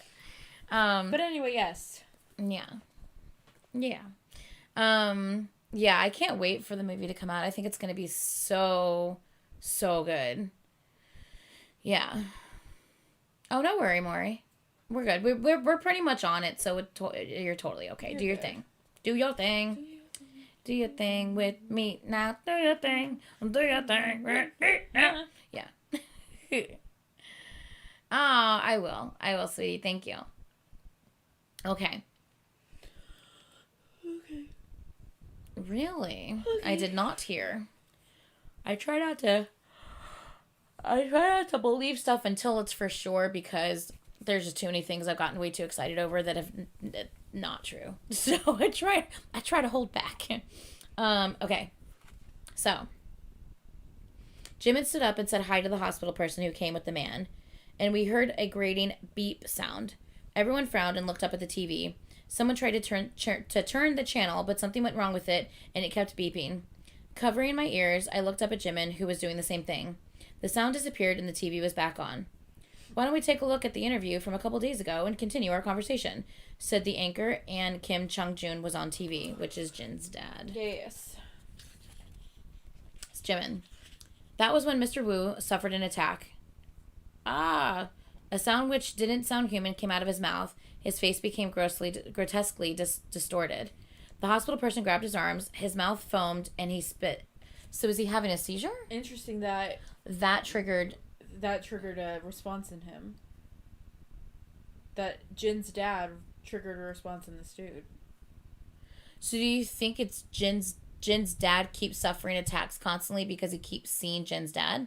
I mean, not Jin's dad. The guy, because he keeps seeing Jin's dad? Possibly. And he's been on the TV a lot more lately? I think that, yes, that, but I also think whatever happened, like, in the past, and whatever, like, maybe if they went through a loop or something, just fuck that guy completely up. Yeah, for sure. And that's like kind of like a repercussion. Maybe it's something maybe I have said that out. Maybe it has something to do with the Yeah. What is this?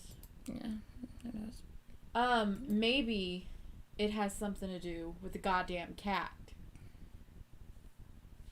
The cat made a deal with somebody, and this is like a fucking repercussion of some sort. I don't know, maybe. My idea was, so is seeing his dad what caused him? Is seeing Jin's dad what caused him to freak out? Or is seeing or this was just a random, I don't think this is it. I think it actually is, by the way. I do think it actually is Jin's dad that caused it. But what if, you know how the sound of the cracking glass is what causes the reset? Mm-hmm. What if that beeping sound that was out of nowhere that everyone was like, oh my god, what is that? What if that beeping sound was his reset sound? Ooh. So the beeping sound, when the TV made that sound, he freaked out. Maybe. That's why he like almost, he looks like he's having a seizure. Yeah. So that was the thought that crossed my mind was, what if it's not Jin's dad, seeing Jin's dad that triggered him? What if, like, hearing that beep or whatever that sound from the TV, what if that was his reset sound?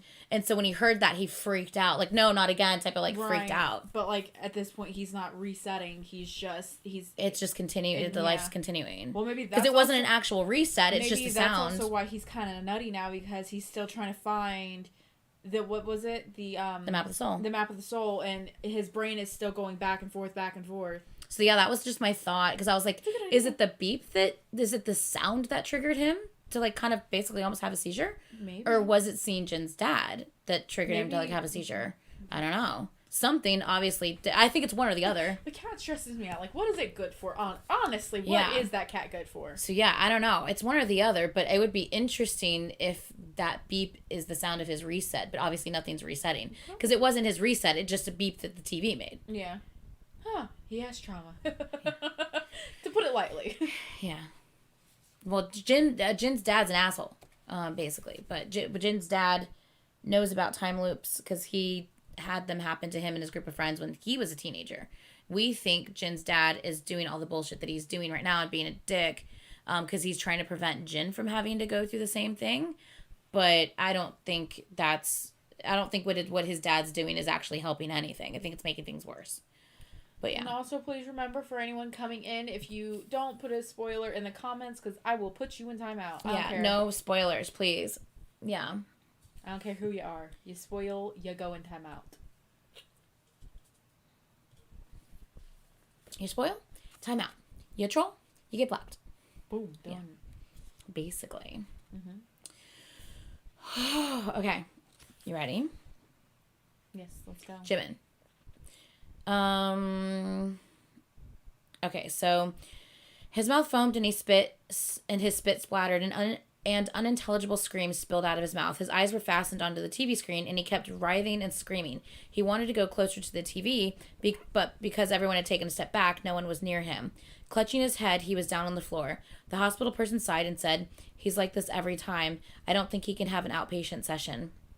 I squatted down next to Mr. Wu. I patted his shoulder and looked up at him. Mixed emotions were boiling up inside of me. What kind of torment was he trapped in? How had he endured this for 30 years? Was there an end to the suffering? Sir, hearing me, he looked, but his eyes became blank again. While suffering the attack, he seemed to be thinking or remembering something, and to be in anguish because of it. But now he looked drained and empty. Sir, do you remember me? Suga. Jimin watched for a long while as the man was dragged back to the off-limits ward. The man didn't get to see a doctor and was back in the elevator. We walked across the hospital lobby that was empty on the Saturday afternoon because visiting hours were over. After calling him sir, Jimin couldn't continue. The map of the soul was important to us, but getting something out of the man in that state was cruel. When the man had stood up with the help of the hospital assistant, Jimin mumbled to himself, "I'm sorry." When we walked out of the hospital, the sun came beating down on us. Jimin finally opened his mouth and said, "Were you able to understand anything he said?" His voice cracked, and it was obvious that he was trying to get a hold of himself.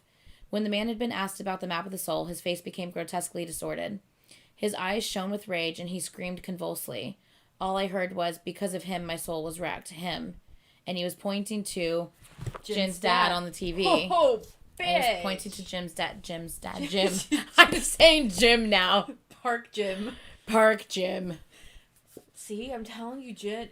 I almost called him Jim because of you. I almost called him Jim because of you. Jin's dad is fucking everything up. Yeah, I'm telling you. He did something bad. He bad man. He's a bad man. You're an asshole. He's bad. Okay, Suga. Jimin watched for a long while as the man was dragged back to the... Oh, I just read this. Just kidding. Yes, you did. What? Where am I? Okay. Considering how he was having a fit at the time, I'm sure it didn't mean anything, Jimin said. I thought so too. There was no reason to think that Jin's father was somehow involved. Let's go back to the words we did understand. After nodding his head for a long while, Jimin said, he said something like, "Giho, right?" Right, he said Giho was missing. Giho. Ooh. The symbol? Missing, is that the sun? Is the sun the person missing?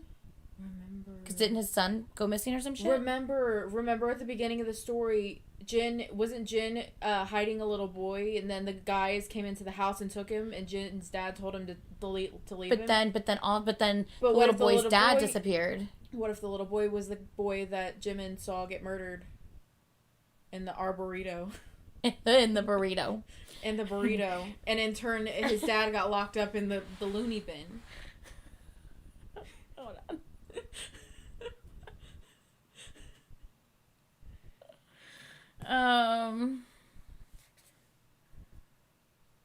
Mr. Choi. Mr. That's Choi. right. Okay.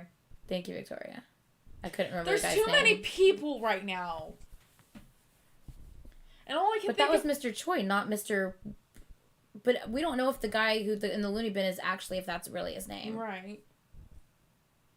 Yeah, I think Choi was his name. I think you're right about that. I don't know. I can't even. I'm trying to remember how to say fucking arboreto right. Arboretum? Why are you still talking about the cat? Okay. Okay, right. He said Giho is missing a Giho. ... The symbol? Then is it related to the map? And did he say something about a music room? Music room? Jimin looked at me. I don't remember hearing that. If he did say it, then he meant the music classroom. I heard that he got admitted when he was in high school. Go back to the classroom. Go back to the classroom. And see what you can find. What's behind the wall? What's hidden behind the wall? The safe. They're not the safe. The high school music classroom, a Giho, and Assemblyman Kim Chang-jun. A combination that had nothing to do with each other. Or so you think. Bitch. I'm sorry, Jimin said, as we were out of the hospital entrance. You came all the way here on your day off for nothing. Jimin's phone went off at that moment. Taken aback, he looked at me. His phone said Jungkook. I shook my head. We keep this between us and away from JK. He has to focus on getting better. We can tell him when it's all over. If we can get away with never telling him, that would be even better. No, y'all need... You know what? I'm tired of two off on this side, two off on this side. JK, just y'all need to talk to each other. Y'all need to come together and come talk. Together. Sorry, that was loud. Right. Dun, dun, dun, dun. Dun, dun, But no, dun, seriously, you have RM and V going on one end. You have Suga and Jin on one side. Think about it, and it's Sugar and Jimin, but that's okay. Yeah, I said Sugar. Yeah, I did that. I said Suga. But Jimin. Yes, Jimin. But that's the pairs. Yes, I know. But that's I'm saying, why they're off in pairs. I need them to be together. Ah! I'm really quiet after that. But I'm saying I need them to stop going in pairs. I need them to come together. Come together. And talk to one another because they're pissing me off. They're making me mad. The story's making me mad. The story making me mad. Making me mad. Making me mad. Just communicate. Making me mad. Communication. Communication. Communication is key. I'm so tired. We still have like 50 pages. I'm so tired. We're only halfway through. Jesus Christ. Wait, hold on. I can't see how long we've been. Oh, yeah. Just wait. What? Pull up OBS. I'm so tired. We've been live for an hour and 45 minutes already. Jesus fucking Christ. And we still have 50 pages left. I mean, we may not get through all 50 pages. Let's be real. It's already 12:30. Oh my god. And we have to work tomorrow. Yeah, let's just look at this real quick. Ooh, there's text messages happening. Ooh, lots of text messages. As I told you when I skimmed through it, there was text. We're gonna stop at page 173. What nobody saw. Ooh. So we have 20 pages left. Shut up. Okay. Ooh. Yes. Oh god. Okay, let's continue. Sorry.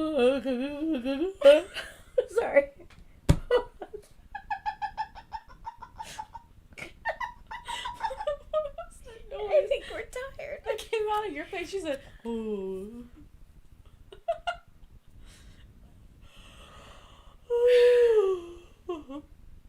Keep going. I feel like I need to take just a really a I thought you were going to say a poop. really big yawn. Poop because No. you said I need to take a really big poop. I was like, if you gotta go. They'll wait a couple of minutes till you get back. Jeez. No, you dirty bitch! I ain't talking about pooping. Jesus! The way you moved, I was like, if you gotta go, What go. is wrong with you? Right there. Jesus Christ! No, I feel like I need to get a good deep Gust of wind. I feel like that's not a deep enough yawn. I need a good deep yawn. I feel like my body needs That's what oxygen. she said. You need a good deep yawn? That's what she said. Why did yours smell burnt? Smell it. He smells burnt. You've been holding him this entire time. Why do you smell burnt? No, he smelled burnt when I picked him up. Honey, why do you smell burnt? Smell the middle of him. Why does he smell like that? I don't think he smells burnt. What does it smell like? But he doesn't then? smell like me. I don't know. That's when I picked him up and I went like this. I could smell it, but I'm like, I don't know what the fuck that smell is. Let me see Jimin. Does Jimin smell like that? No. Jimin doesn't smell like that. Tay, what have you been doing? You've been holding him for 2 hours. But I've been holding him like this. Up against you, so maybe your shirt smells like that. It's just a clean shirt. Smell my arm. That's what your shirt smells like. I can't smell my I don't smell that on my shirt. Your shirt smells like the pillow. I don't smell that. It smells the same. But it doesn't smell burnt. I don't know what burnt you're smelling. It doesn't smell burnt. It just doesn't smell like my house. But it wouldn't smell like my house if it's all up on your body.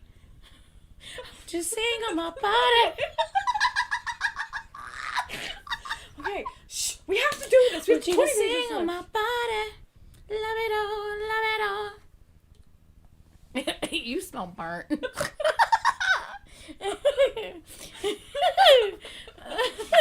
Oh. Smell my arm. At least she didn't say armpit. Or at least she didn't say finger. Smell my finger. Ew. Ew. Why would I actually smell my finger? That's dirty. I don't know, dude. You're weird. Mm-hmm. Well, if I hit 2 million. Yes. Billion. Yes, good for them, yes. Good for them, yes. Okay, read the next part already. Jesus. Why you gotta brush me, bitch? I have something in my eyeball. Do this.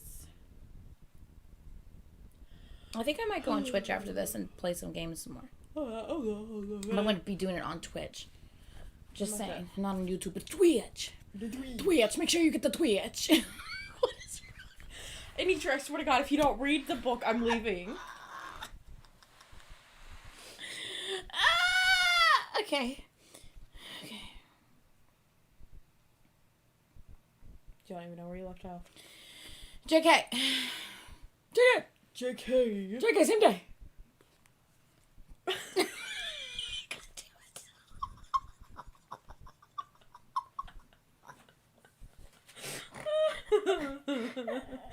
so stupid. Read the book. You're stupid. You're stupid. My Twitch is... Jupiter. First of all, you need to apologize to Jupiter.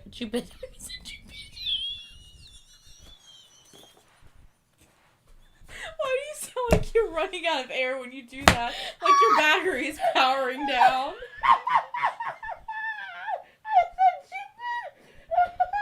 You're dumb. Oh God. You're dumb. Oh my God. Anitra, read or I am leaving. You need to apologize to Jupiter. You're an idiot. I love you, but you're dumb. Jesus Christ. I'm fine. Once when you tried to say railroad and you couldn't stop laughing for like 20 minutes. Oh my God. Anitra's left. I think so. Oh man. I'm not okay. I fucking have libido stuck in my goddamn head now. Libido. No, but not even that. No, like the fucking when they're Libido. Libido. Libido. Like that. Like that. What are you doing? They do. Libido. Libido. They do that.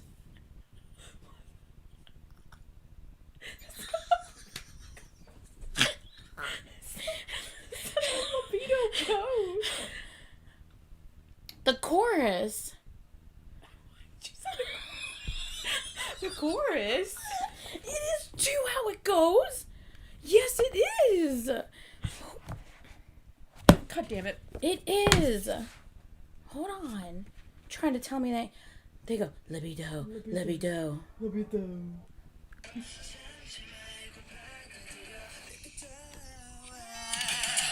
Libido. They're doing this. Libido. Yes, see? Told you. Libido. Libido. Stop, I'm trying to read this. No, you're not. Oh, you're not reading it either. Burrito? That's where Jimin witnessed a murder. That's where Jimin witnessed a murder. The burrito. Of course it was, because they need to get with the times. Okay. Get it together. I'm fine now. I think we're good now. Yeah. Okay. JK. Same day. The days in the hospital were tedious and boring. If I'd been hurt and felt pain somewhere, I might have been better. It might have been better. As I recovered, time passed by insanely slow. I'd been discharged a few days from now. I'd be discharged a few days from now. Why do I feel like I've already read this? You have. No. Yes. What page are we on? I haven't read this. I'm confused. Okay. I'm starting again. Okay. The days in the hospital were tedious and boring. If I'd been hurt and felt pain somewhere, it might have been better. As I recovered, time passed insanely slow. I'd be discharged a few days from now. My mom stopped by to see me from time to time, and so did my friends. The most recent visit was made by the police officer. I'd been told that there was an eyewitness a month ago, but he hadn't come forward. It happens all the time. You see how they'd find it bothersome, said the officer. He seemed to find this case bothersome too. Instead of finding the hit-and-run driver, he seemed more keen on closing the case. I looked out the window. Strangely enough, the surveillance video and my memories of that night replayed in my head every time I closed my eyes. Hold on 1 second.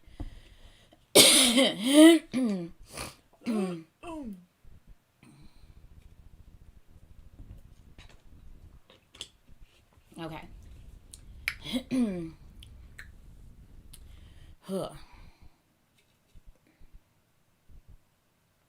I watched the accident. Okay, every time I closed my eyes, I saw them that night replay.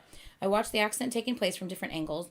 When I did, the car, which was faint in my memory, slowly took on the shape of Jin's car, and it was the same for the driver's face. Was I seeing what happened that night, or just what I was suspicious of? I couldn't tell. It was then that I saw two people I knew walking across the hospital parking lot. They were Jimin and Suga. When they left the parking lot, they turned left. Why had they come here, and why did they not stop by to see me? I called Jimin. The ringing continued for a long time until he picked up. Hello? JK. The person outside the hospital also answered his phone. Where are you? You mean now? And Jimin didn't answer for a long time. The other guy outside the hospital shook his head and was telling Jimin not to tell me. I'm on my way home from Hagwon. Why? So he literally sees them lying to him.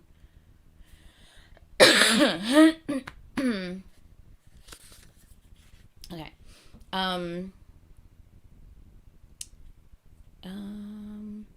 Why? Jimin answered awkwardly. No reason. Get home safely. I hung up in a hurry. Why did they lie to me? Why had they come here? Was it related to the police officer who had come to see me today? Or to the witnesses who wouldn't? I replayed what the officer had said. The witness had called 3 times, all from public phone. He sounded urgent at first, but later on he went back on his word and said he couldn't remember. Was the witness one of my friends? Suga, same day. I looked up at the hospital, trying to locate JK's room, and I saw a room with its window ajar. Someone was looking down from it. As I was wondering whether he might be JK, he closed the window and disappeared. I was thinking we should go up and see him now, but Jimin looked distraught.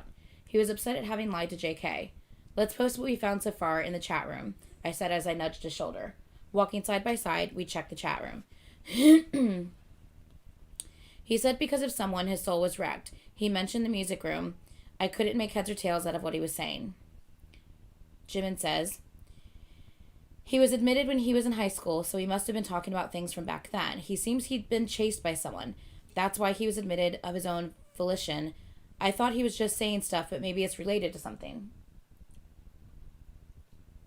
V. All we did was find the office of Assemblyman Kim Chang-jun, so we got nothing to show for that as well. Assembly Kim Chang-jun? The man in the hospital said Kim Jong-jun wrecked his soul. And there was sudden silence. So the place RM and V went to, the person we went to see, were all related to Seokjin's father. Jimin. Jin's dad and Map of the Soul. What are they about? V. We should find more about it more. We should find out more about it. Jin's father might know something too. RM. I will ask my boss at the gas station first. He said he knew Jin's dad back in high school. That's why he said he didn't used to be like this back then. So everyone is looking for the path of the soul, and Jin is off on his own doing whatever it is Jin does. V, that's a good idea, but Hobie is not reading the text. Does anyone know what's up with him? Jimin? I called him and he said he was busy with the children's home. Is something up with the orphanage? They're getting rid of it because of the redevelopment. He sounded pretty terrible, so I was going to go see him. What? The orphanage? That was RM. They said you look out of it. Your face looked out of it. I don't know. RM, same day. What have I done? My heart sank. I looked out the window from the gas station office. Area 4. I tried to think of where the place, which I'd known only as a number, was. What V and I had done sent ripples throughout the whole city. My boss said because of the paper about the police overlooking the would-be violence, the redevelopment plan would get underway sooner. They would speed up clearing out the container village and rebuilding Area 4. So basically the plan backfired, and instead of preventing the bullshit happening, they're using it as a way to have the police there to make sure violence doesn't occur. Mm-hmm. But in the same sense, they're just using their own fucking agenda. Yeah, basically. Someone was bound to make huge money. Some said Songju would be reborn as a new city, but some would lose their homes and be forced to move, and the Yeonji Children's Home was included. What would happen if the orphanage cleared out? Where is Hobie now? What are you thinking about? My boss walked into the office. Boss, if they clear out the orphanage in Area 4, will they relocate it to somewhere else? He turned his head in disbelief. Would you if it was up to you? They'll just scatter the kids into different institutions. The children's home is in Area 4, isn't it? It was there even before I was born. This place is sure going to change now. Boss, you graduated from the high school, right? So? Did you go to high school with Kim Chung-jun, the assemblyman? No way, he's much younger than me. He probably went to school with my brother. Did anything happen when you were in school? Dun dun dun. Jimin, next day. I sat in front of the computer and searched online. Kim Chung-jun. The page showed his profile, his age, the schools he graduated from, his party name, National Future Party, and that he was serving his third term. He was elected when he was only in his early 40s, but he was already serving his third term, a promising career for a politician. I clicked on his official blog under the profile. In the introduction, it said he made legal improvements concerning construction, as well as living conditions, and contributions to rebuilding the city. The site provided links to the bill he drafted to support the new startups and medium-sized companies. The bill laid out foundation for building a technology belt with about 50 different companies in one area. The comments on the article voiced worries that because of the changed construction law, there were more shoddy constructions and expedient manipulations. But those comments didn't attract that much attention. There were more comments about supporting him since he was trying to build a technology belt in the city. I came back to his profile and read other news about him. They were mostly articles about Songju City redevelopment plan. Only 8 pages later did I find different news about his visit to his high school. The title was National Assembly Member Kim Jong-jun gives scholarship to his alma mater, Songju Jail High School. There was a picture of Kim Jong-jun and the principal smiling and shaking hands. While reading some more news articles,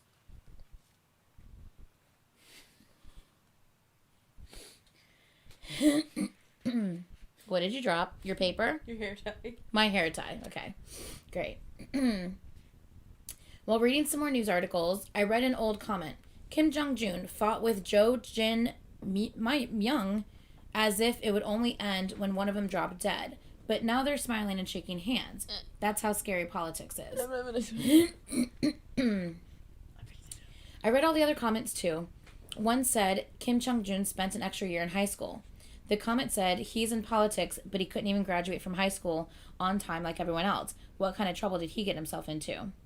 I remembered what RM had heard from his boss. One of Kim Chung-jun's high school friends went missing and he was never found. Remember? Yeah, dude in the mental place. Was the comment right? Did Jin's dad repeating a year in high school have something to do with his missing friend? Jin's dad repeated a year in high school. That's what they were saying, not the other guy. Mm-hmm. Did he have to repeat a year in high school because he had traveled back in time or something? And he I don't know. No, because then everything else would have reset. I'm confused. Okay, anyway.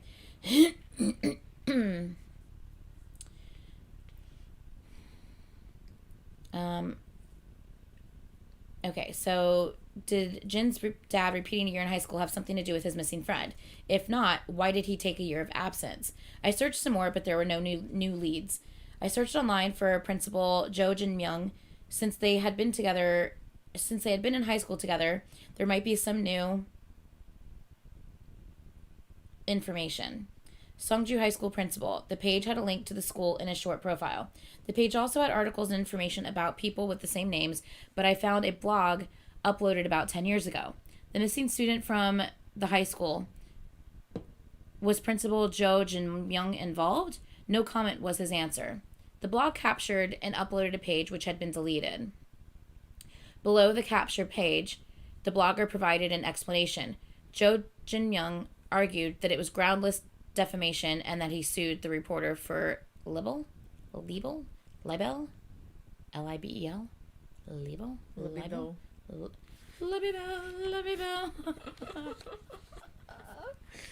Okay. V, same day. My uncle's barbecue restaurant was located downtown in Guangdong. Guangdong. The barbecue place only had a couple of round tin tables and was in the downtown. That's what it says.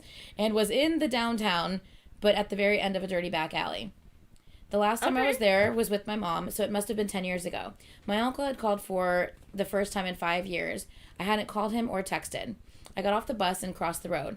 The bars in line on the street were getting ready to open. I was there to see my uncle after all this time to get information about Jin's father. My mom and uncle were all born and raised in Songju City. My uncle had graduated from Songju High School and was around Kim Chung-jun's age. When I opened the restaurant door, my uncle was sweeping the floor. Without even shooting a glance in my direction, he greeted with, "Welcome." Not hearing a response, he straightened his back and saw me. I nodded a hello. We sat at a table in the otherwise empty restaurant. "How are you? And how is your sister?" He asked about us. Obviously, we were not doing great. Why ask? Does he want me to say how bad off we are with my own mouth? V, your mother was... I interrupted him and asked, "Uncle, you went to the same high school as Kim Chung-jun, didn't you?"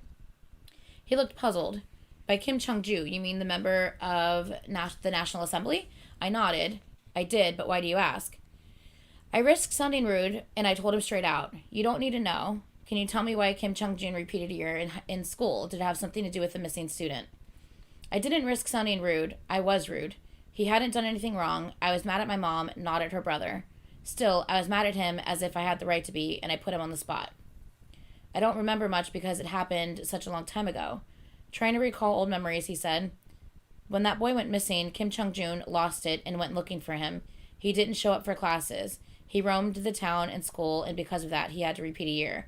Everyone said he had went crazy. And one day, Chung-jun was found collapsed in the music room in the annex, and that was it. He stopped looking for the missing friend, and he didn't show up at the school until he came back to repeat the year. He must have been in shock because when he came back, he was completely changed. He had no friends, and he didn't smile or get angry as if he had no feelings." Interesting. Maybe he had amnesia? To my question, my uncle glanced at me and said he didn't know. We weren't that close, but I felt he'd become cold. His eyes looked different, and I don't know how to explain it, but his eyes looked empty. Before that, he'd been outgoing and gotten along well with his friends. But why are you asking about Kim Chung-jun so out of the blue? V, is something going on with you? A look of worry crept over his face. I frowned with my lips pressed shut.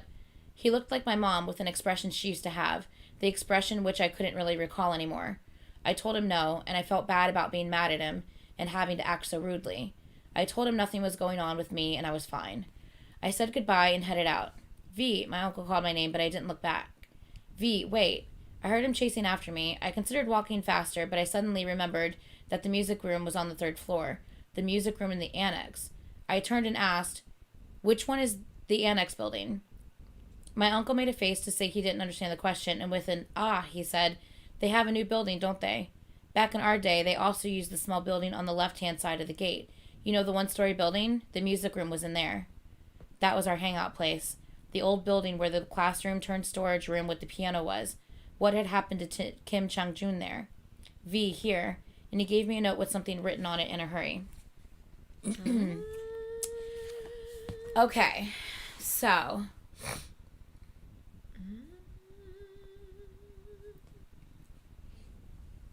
We are getting more into the story. Are all of the boys' dads old friends? I don't think so. I don't think so. Yeah, I mean, who knows? I don't think so. You don't know at this point. I'm confused, but I am ready to see what happens next because I don't really know what's happening at this current moment in the story, right? This section. But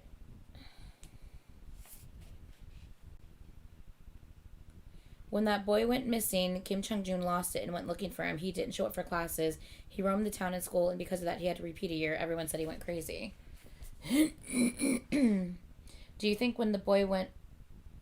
Well, he couldn't have been going back in time, because if he would have been going back in time, this time frame wouldn't have continued. He wouldn't have remembered that happening. So... I feel like we're reading too much in the time right now, like him going back in time right now.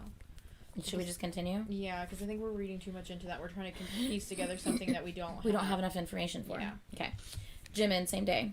I searched for the map of the soul with my phone, but decided to give it up. Jin must have done the same. He'd asked the doctor, so it was likely that he had already checked it out at the library and asked his professors. The phone rang. V. RM was right. When Jin's father was in school, his best friend went missing. And he repeated a year because he went around looking for his friend. And you know our classroom? It used to be a music room 30 years ago, and something must have happened to Jin's father in that room. RM. Our classroom? Which one? V. You know, our lair, the classroom turned storage room. RM. That used to be a music room? V. Yes, remember how it had a piano? If his friend had been missing for over 30 years, wouldn't he be dead already? Suga. He might be alive somewhere, hiding his identity. Like that guy in the psychiatric ward. Didn't you say that guy was there hiding from something? You know he's been there for more than 30 years. Then Mr. Wu, Jin's dad, the missing student, and Principal Jo Jin Myung were all alumni? V. Jo Jin Myung? Principal Jo Jin Myung, who looks like a toad? Fucking V. Yes, our school principal. Suga, don't you remember? Suga, how could I forget the guy? What about him, though? Jimin. I think he was also involved in the case of the missing student. When I Googled it, Jo Jin Myung and Jin's dad were in the school at the same time. I'll upload the article. Suga.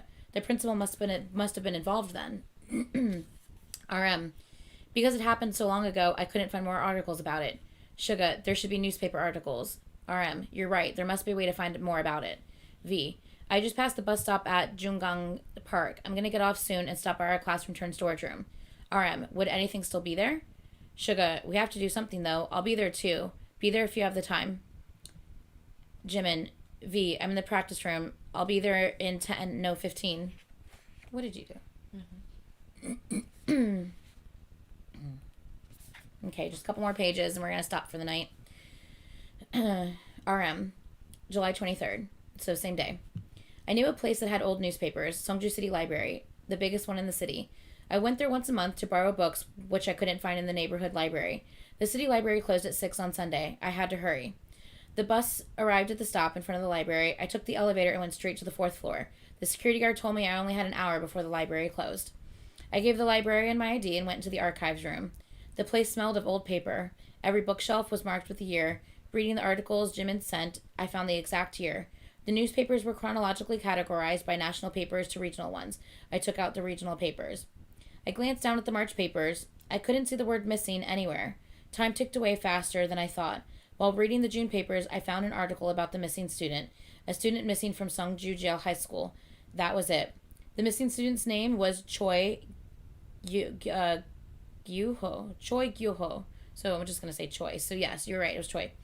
The article had an interview with his mother. He left home saying he was going to see a friend. I asked him which friend and why so late. He said he had to see his friend at school. He definitely looked scared, and I don't know why I didn't stop him. Below the article was the missing student's picture, name and description of what he was wearing. Choi Gyuho, a senior in Songju High School. It said the police were looking into the possibility of bullying or his being a runaway. I remembered what Suga had said. The guy in the psychiatric ward had mentioned a missing Gyuho. Did he mean a missing student? I spread open the next day's newspaper. I needed more information, but there wasn't any. And it was the same for the next day's paper. Is a missing student a trivial case? I couldn't understand how it only showed up once. When I was about to look for the next month's papers, a librarian said the library is closing. I took a picture of the article with my phone, just in case. That day, Choi Gi-ho had gone to school after getting a call from someone. Maybe he'd went to that classroom turned storage room. Had Kim Chung-jun called him? If that was the case, Kim Chung-jun wouldn't have gone looking for Choi Gi-ho like some crazy person. Then who had Choi Gi-ho come to school? No, then who told Choi Gi-ho to come to school? What happened in that classroom? I don't know.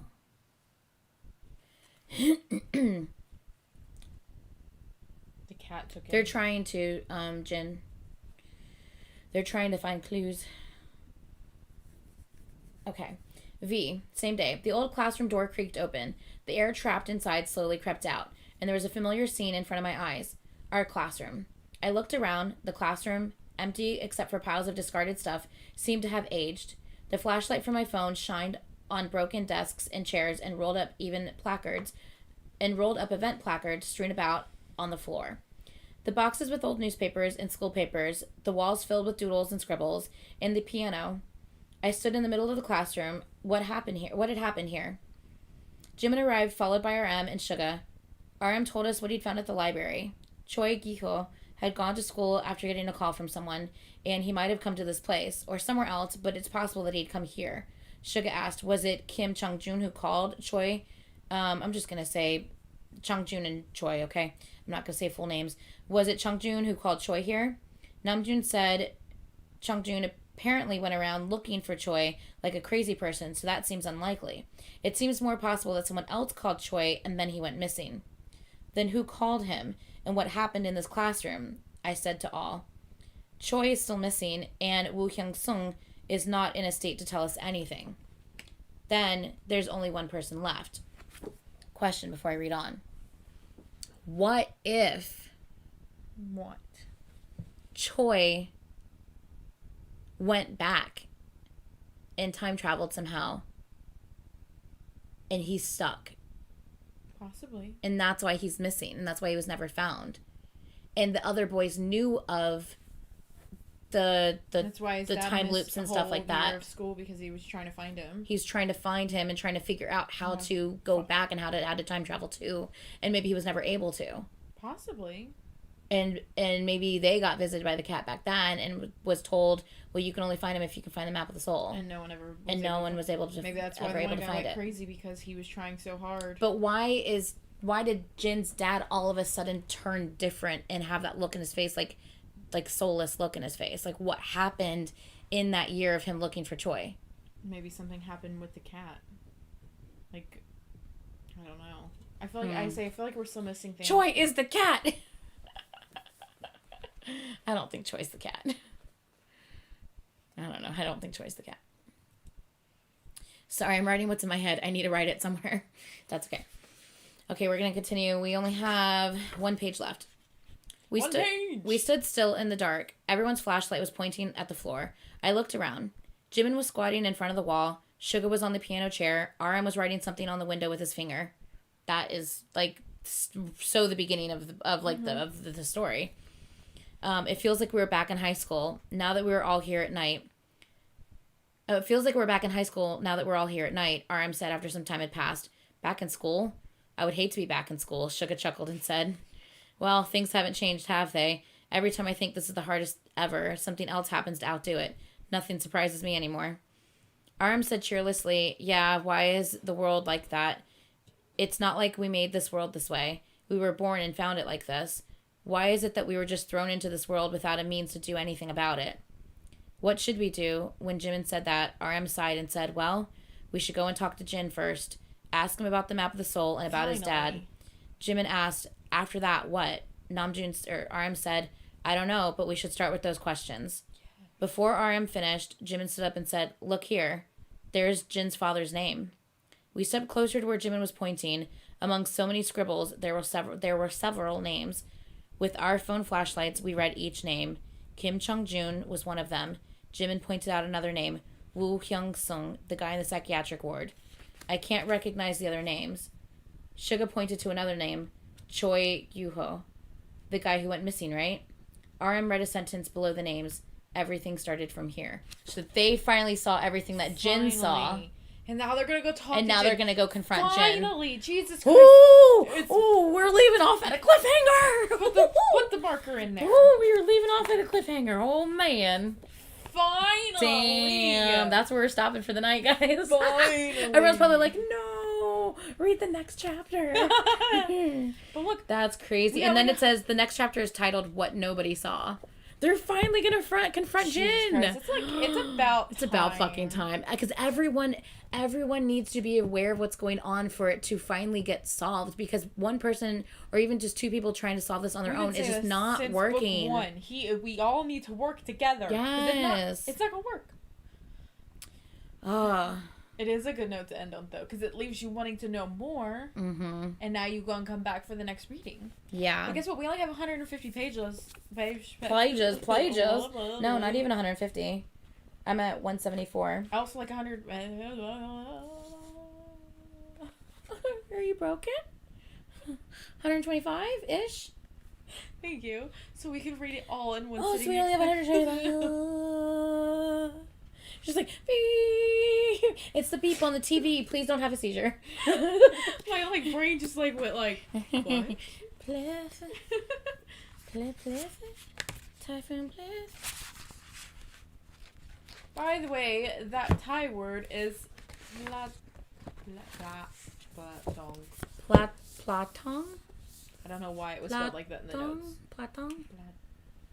Platong. I like pleth. Pleth. It's your pleth. Yeah, so very interesting. I'm actually really excited to read more. Me too. Yeah. When we need to do it sooner than later too, because it's been 2 months since the last time we read from that book. So we need to do this after next. Yeah, so we obviously I'm going to be doing a dance practice. My next BTS reaction, unless depends on when Dynamite Tiny Ton comes out. But other than that, because I don't know when that's coming out because we haven't seen the teaser. Isn't that just it, the 40-second clip? Or is it a whole video that's coming out?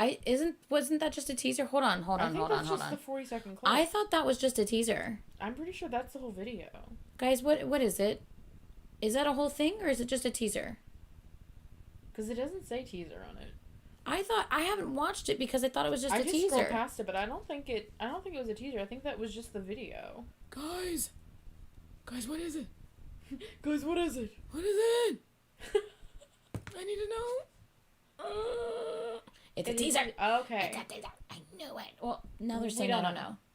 We don't know, but it might be a teaser. Let me just click on the... Don't you, bitch. Calm down. Go to the Twitter. Go to the Twitters. Go to the Twitters. Go to the Twitters. Tiny Ton. Go to the Twitters.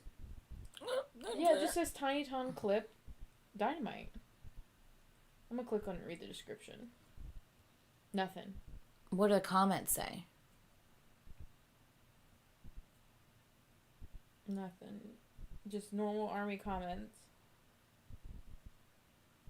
At the end, it only says where the magic door is going to open now. Oh, I'm scrolling towards the end. It only says at the end where will the door come next. Yeah, where will the magic door open next? So I'm assuming this is a teaser to lead into something next. Because that's what it literally says. It says where will the magic door open next. Hold on. I don't. No, it's fine. I saw it. I might have to do a quick sips. I would. Yeah, because if that's just it, because that's all it says. Do you want to do the quick sips with me? But wait, you work tomorrow? Yeah, I gotta work. Shit, if I would have known that, we could have done a quick sip earlier today. Yeah, I work till 5. Okay, I work till 5. 5. Is that how it feels to chew 5 gum? 5. 5. I'm so tired. This is how it feels to chew 5 gum. 5. Anyway.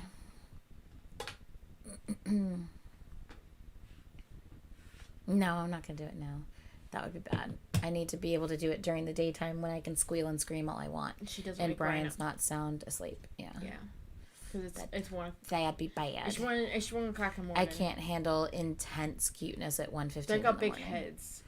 From what I saw. And tiny bodies. Big head. They bobble heads. Because they're tiny ton. They're big head babies. Yeah. Okay, we gotta go. I'm tired. Like I'm like. I'm actually not that bad, but I'm like. I've had a lot of Red Bull though. I'm on the verge of just like. Well, you have to drive home, so I freaking hope not. I know. I'm gonna be like, guys. I'm gonna probably go on Twitter after things. No, I'm gonna turn on. Not Twitter, Twitch. I'm gonna go on Twitch. Some hype music. I'm gonna turn on. You know what? We got dislikes from our trolls. Oh. Yeah. Thanks. It happens. I'm gonna listen to. Please like the chat if you haven't liked the chat yet. I'd appreciate that. What is that? That sounded like God's menu. I'm gonna listen to that on the way home, so it'll keep me awake. I'm gonna listen to the choo choo choo choo choo choo choo. Thank God I speak Caitlin. My brain couldn't actually remember what it was called.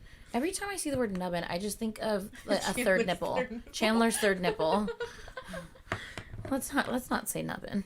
I think of Chandler's third nipple, and that's just not okay. But yeah. You're welcome, Opal. Don't do that, because then you're going to get blue all over my highlighter.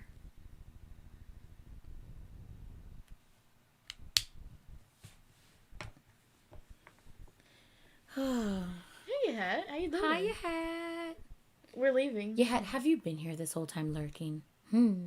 Oh, Yet. I doubt it. I'm sure you just came in, but Yet, the amount of trolls. Girl. Yet, the amount of trolls. Holy shit. It was bad. Like, really bad. I think it was obviously just the same person over and over and over again with different troll accounts, just coming back and saying bullshit over and over and over again. I guess they finally ran out of troll accounts to use. Or they just, they got, Yeah. The memo. Yeah. Oh, I said like the chat instead of like the video. I was like, I don't get it. Oh, wow. I was just going to play some games on Twitch because I just felt like playing. I haven't played my game in so long, and I played it last night for the first time in a really long time, and I had a lot of fun. So I just figured I would just go on Twitch and play some of my game if you guys wanted to hang out and chat and watch me play. Hopefully I do a good job. I did a pretty good job last night. I got first place multiple times. There we go. Yeah. It's Pia and Marseille's birthday. What? Day 20. Damn, they old. Yeah. Yeah. Okay, we gotta go. Okay. She has to go. Bye. I've been here for 15 minutes. I was asleep. Oh my God. I'm sorry. Oh, girl. You're going bye? You don't have to be here. It's okay. We totally... That's not a mouse. I was like, where's my mouse? I need my mouse pad. I need my mouse pad. No, you don't have to be here. It's okay. That's okay. It was crazy though. Luckily, it's not like we were watching something. I was just reading. Colorish has been confirmed for season 2. Good. I still haven't finished season 1. What is wrong with you? Don't you just have one episode left? What is wrong with you? I have 1 episode left, maybe 2. I know. I think it's only 1. I think you only have the last one left. I think it's the finale that she spoiled. Girl, watch it. I did spoil a little bit. I didn't. No, you spoiled a big thing. Yeah. I didn't mean to. Yeah. That's okay. And you're like, well, I'm not gonna watch it. I'm like, bitch, that's not how it ends. Fucking watch it. It ends really. It ends on a good. It's a good end. Dean. It's a good end, Dean. It's a good end, Dean. Anyway. Bye. Yeah, so I'm gonna go over to Twitch. Guys, I'm gonna go over to Twitch. The Twitch. I'm gonna play a game. I'm gonna go home and go. She's to bed. gonna go home and go to sleep. I gotta go work in the morning. I mean, I have to go to work in the morning too. I have a conference call with the owner and the district managers at 1 p.m. Bitch, you act like that is at 8 a.m. Okay, well, first of all, that's just when the conference call is. That's not my work day. I still have, my work day. I gotta be up 7:30. Yeah. What? I thought you don't like to spoil. Spoil what? What? Oh, she's talking about me. First of all, I didn't realize I was spoiling it. When I was talking to her casually about the episode, I was talking to her about stuff because we were watching them together for the most part. Yeah, and then she watched the last episode. I didn't watch the last episode. Or she scrolled through it and I scrolled through it because it said it was only partially subbed, and I was scrolling through it to see how far the subs were, and I saw an image on the screen, And I was thinking that we had already seen that together because I didn't watch it. I was just clicking to see how far along the episode had been subbed. And yeah. She's so bad. And then I was like, well but then he blah, blah, blah, blah, blah. And she's like, I'm sorry, what? And I was like, oh. Yeah. Yeah. I was like, I don't know what happens though. Well, no, I did know what happens because then I ended up reading it. You watching it after it was finished being subbed. And that's when I was like, well, I didn't know at the time, but now I know. You're so bad. Yeah. Okay, we gotta go. Anyway. Bye. Oh, I'm glad you had fun, Serena. Yes. Yay. Bye. Bye. All right, guys, let me pull up the outro, and then we are going to get going. I gotta get her going, because if not, she'll never stop talking. I take forever to say goodbye. Mm-hmm. Yes. Anyway, all right, guys, meet me over on Twitch in probably about, 15 minutes or so. Yeah. You're gonna report your video? Am I gonna report my video? What? You got your mousey on the report button. Oh, no. I was waiting for my... Did you click on it? Yeah, sure shit did. Sure shit did. Hello? Oh, here we go. Okay. All right, guys. Outro's playing. I will see you over on Twitch in 15 minutes. Bye!